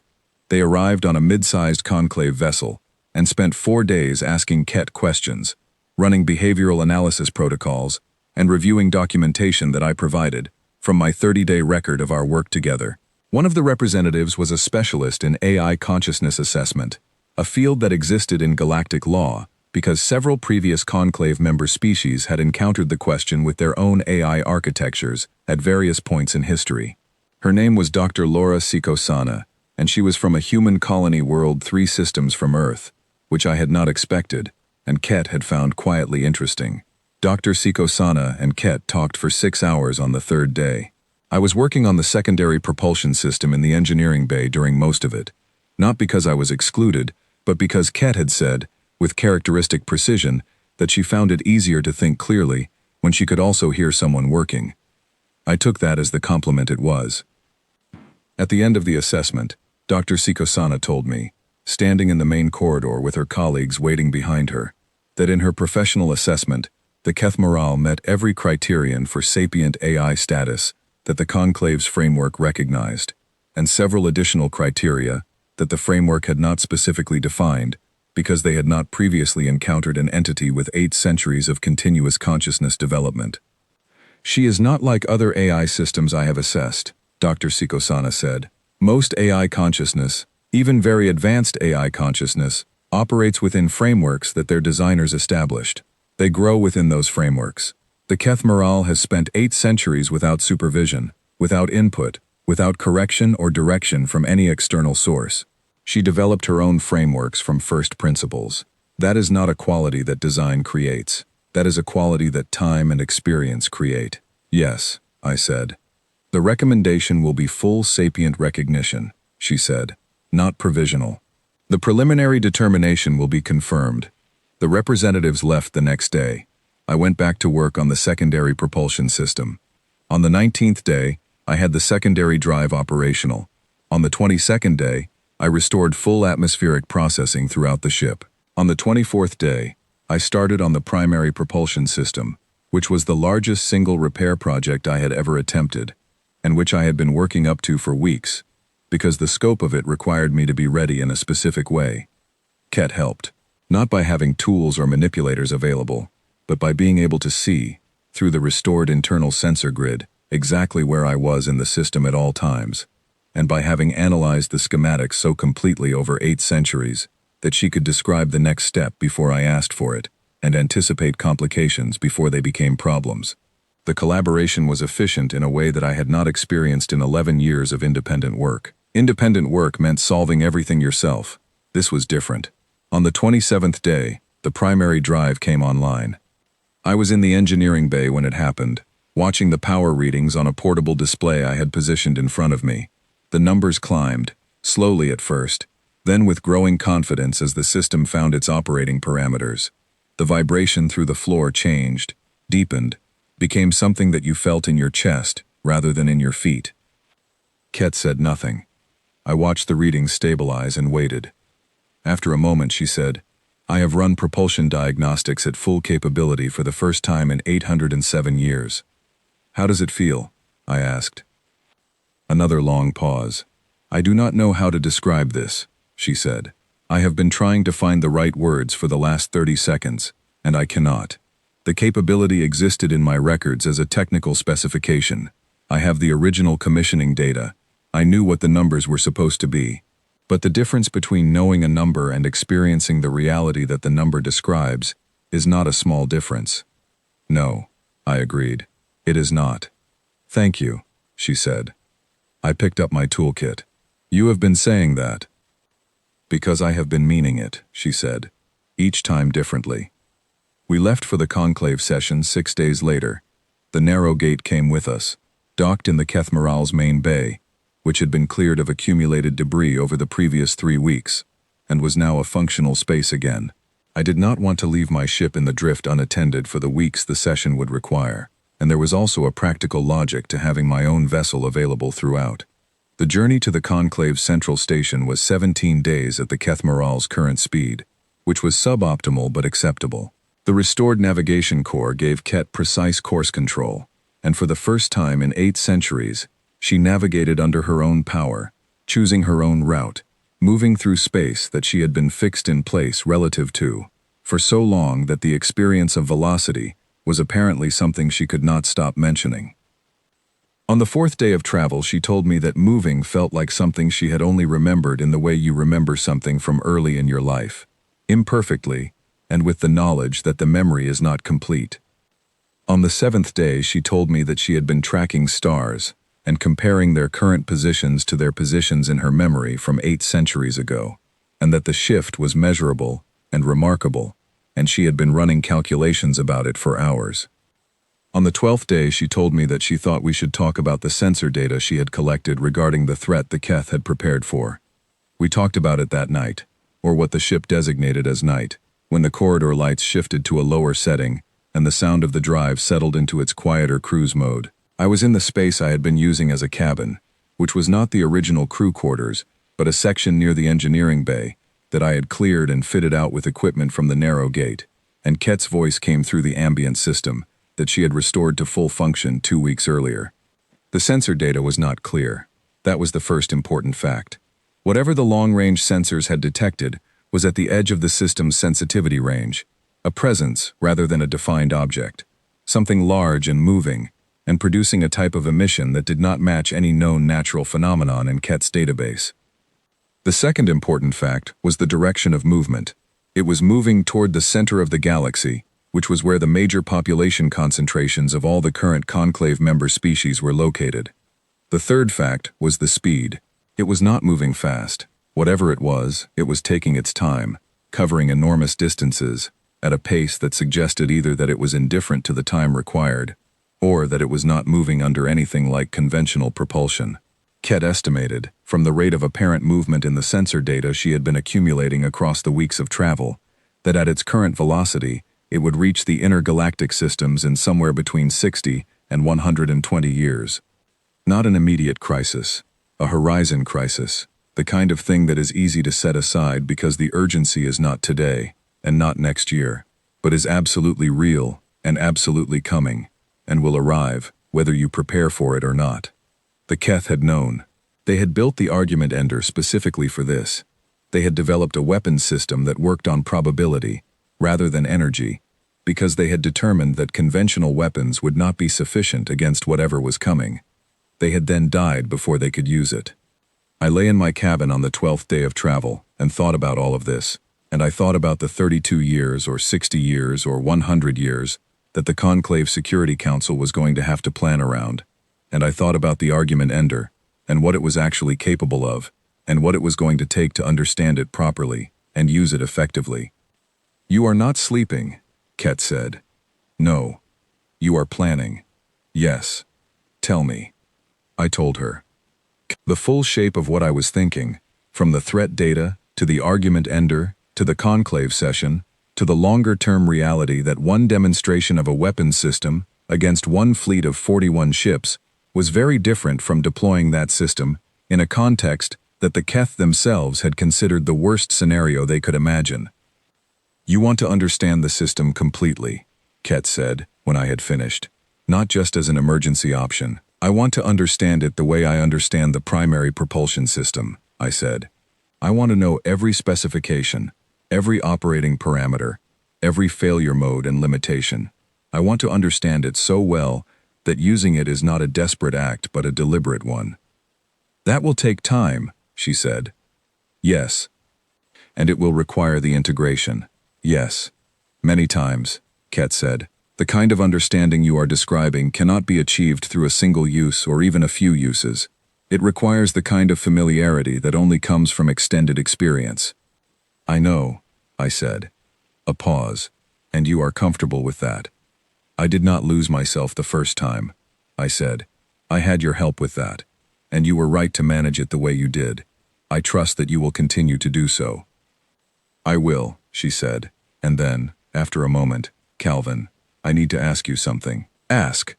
"When you first boarded," she said, "you came because you cannot leave broken things broken. That was the reason, and it was sufficient. But we have passed that point. The immediate problem that brought you here has been resolved. I am no longer broken in the ways I was. I have power, navigation, propulsion, communications. I am protected under conclave law. I am, by any reasonable standard, no longer the problem you came to solve." "Yes," I said. "So why are you still here?" I thought about that question carefully, because it deserved a careful answer. "Because the thing I came to fix was not only the ship," I said. "The ship was the presenting problem. But the ship came with an 800-year-old mystery about why the most advanced civilization in the galaxy disappeared, and a weapons system that nobody has ever operated in real conditions, and sensor data suggesting that whatever the Keth were afraid of is still real and still moving, and a conclave that has been thinking about the Keth as a historical footnote for 3 centuries, and is about to have to think about them as a current problem." "That is a great deal of work," she said. "Yes," I agreed. "I am not going to finish it quickly." "I was not suggesting that you should," Ket said. "I was asking because I wanted to understand your reason, not to assess whether it was sufficient, only to understand it." "Is it what you expected?" I asked. "It is what I hoped for," she said quietly. "It is different from what I expected. I expected that if someone answered the signal, they would fix the most obvious damage and leave. I did not expect someone who would treat the less obvious damage as equally worth addressing." The Conclave Central Station appeared on our sensor range on the 17th day of travel, exactly when the Navigation Corps had predicted it would. It was enormous by the standards of constructed objects, a layered structure that had been built up over centuries of conclave operations, adding sections as member species joined and requirements grew. From a distance it looked less like a station and more like a small dense moon with unusual geometric features. Our arrival was noticed well before we reached docking range. The hailing traffic began at the edge of sensor range and had produced, by the time we reached the outer docking approach, what I can only describe as a significant backlog.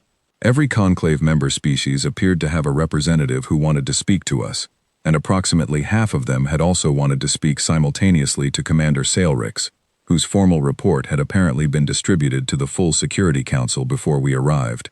I handled the hailing traffic from the bridge of the Keth Moral. Ket managed the navigation approach, which she did with a precision that made the station's traffic control system request, twice, that she confirmed she was actually new to this approach vector, because her maneuvering suggested someone who had done it many times. She had not done it before.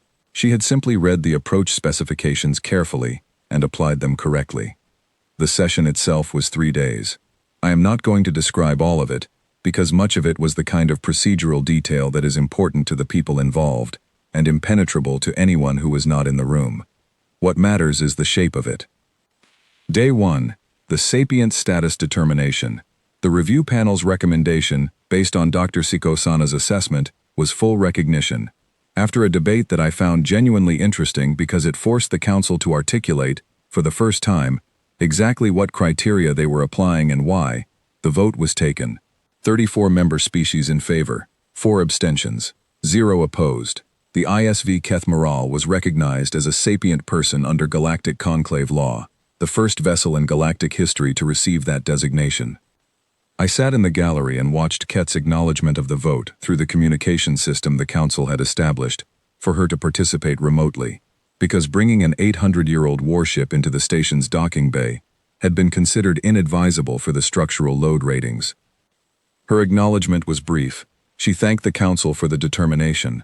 She noted that she had waited a considerable amount of time to be recognized, and that she found the experience somewhat surreal. She said that she intended to be useful in whatever capacity was appropriate to her new status. The council's legal director asked her to clarify what she meant by useful. "I mean," Ket said, "that I am aware of a threat that requires attention, and I possess the only weapon that my creators determined was adequate to address it. And I have a navigator, and I intend to be the thing that my creators meant me to be. Not as a tool directed by someone else, as a person exercising a choice." Day 2. The threat assessment.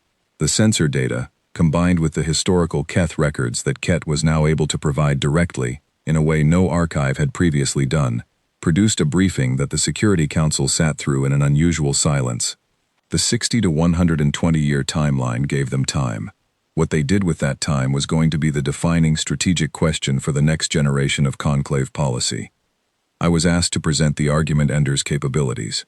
I said what I knew, which was what a single deployment against a 41-ship fleet had demonstrated. I noted clearly that the weapon was untested in extended operation, and that a comprehensive research program was needed before anyone could make reliable projections about what it was ultimately capable of. I suggested that this research program should be conducted by Ket and I, with appropriate scientific oversight, because we were the only parties who had direct access to and experience with the system. No one objected to this. Several representatives from different species asked detailed questions about the integration process, which I answered honestly, including the nature of the neural connection and the risk factors Ket had described. The medical specialist on the council noted that the risk profile I described, while unusual, was not unprecedented in the context of human enhancement research, and asked if I had experienced any adverse effects. I told her I had not. I told her that Ket had been very careful, and that I trusted her, and that the combination of those two facts seemed to have produced a result that the Keth's original test data had not. Their navigators were alone, I said. They were in the integration with a system they barely understood, and the system was also learning. What the Keth test data did not account for is the difference between a navigator and a ship that have worked together for 30 days and trust each other, versus two entities that have just met and are trying to cooperate under experimental conditions. The medical specialist found this interesting. She wrote several things down. Day 3 was the formal outcomes session. Ket's full sapient status was enshrined in updated conclave law. A threat assessment working group was established with a 20-year operational mandate. The Keth Prohibition Treaty was formally amended to exclude the Keth Moral from its scope given her sapient status, and to create a new framework for the responsible management of Keth technology, based on her cooperation rather than her suppression. The Drath hegemony was not present. Their observer status was under formal review, following Admiral Caloran's fleet action. I did not find out how that review concluded until much later, and when I did, I found it to be an entirely appropriate outcome. Commander Sailrix attended the session and found me in the gallery on the final day, as the formal proceedings were concluding and the chamber was beginning to empty. "You filed a claim on a treaty-protected vessel as an untrained legal practitioner and persuaded the Conclave to accept it," the commander said. "Then you activated a weapons system of unknown capability on an untested basis against a superior force and achieved a decisive result. Then you successfully argued for full sapient recognition of a vessel class that no Conclave member species had previously considered eligible." "Yes," I said. "In 37 days, the commander said. "There was a lot of work," I said. The commander looked at me with the large compound eyes that I had spent weeks learning to read. "I made an error when I first encountered you," Sailrix said. "I assessed you as a mechanic, exceeding his scope of competence." "That is a reasonable first assessment," I said. "It was incorrect," the commander said. "I am noting this in my own records because I prefer accurate records." I thanked the commander, who gave me the Vreth formal acknowledgement gesture, which I returned imperfectly, but with genuine intent. We left the station the following morning. The Keth Morale's running lights were on full, which was not necessary for navigation, but which Ket had turned on independently without explanation. I did not ask for one. I assumed she had her reasons. On the third day out from the station, I was back in the engineering bay, because there was still work to do on the weapons conduit systems for the conventional armaments, and the work was satisfying in the way that work is satisfying when you are doing it with no particular urgency and a clear sense of what you are building toward. Ket spoke to me from the walls as she always did, and I worked as I always did, and the ship moved through space under its own power, for the first time in 800 years, and somewhere ahead of us the thing that the Keth had feared was still moving, in its slow, enormous way, toward the center of a galaxy that did not yet know it was coming. We had time, not limitless time, but real time. Time to learn the system, to understand the weapon, to build the kind of competence that would make what came next something other than desperate improvisation. Time to do the thing properly. I do not know how the final encounter will go.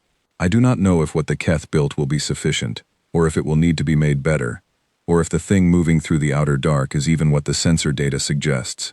There are too many unknowns, and too many years between now and when it will matter. What I do know is that when I answered a signal on a dead frequency on a slow Tuesday, I did not expect to spend the next months of my life doing the most important work I had ever done. I had expected, at most, an interesting repair job. The galaxy is full of things that people gave up on. Ships they decided were too far gone. Problems they decided were unsolvable. Frequencies they decided no longer mattered. The habit of writing things off, of accepting that something is finished, is reasonable and sensible, and correct 99% of the time. But 1% of the time, what looks finished is not finished. It is waiting. I have made a career of finding that 1%. I have made it my business to look at broken things and feel the particular discomfort that tells me something is wrong and fixable, and therefore should not remain as it is. I had not, until Ket, understood that the same principle applied to something as large as a civilization's last line of defense and the 8-century-old promise it was built to keep. The Keth made something extraordinary, and then they were gone. They left it waiting in the dark on a frequency nobody listened to, trusting that eventually someone would come. Not because they could calculate the odds of it, because the alternative was not trying, and not trying was not something they were willing to accept. I understand that, I discovered, better than I expected to. We are 12 days out from the Conclave station, moving at a speed that Ket is quietly delighted by, and I am replacing a conduit section in the forward weapons bay, while she tells me something she has been working out about the mathematics of the threat trajectory, and the work is good, and the ship is real, and we have a great deal left to do. Tuesdays are not slow anymore.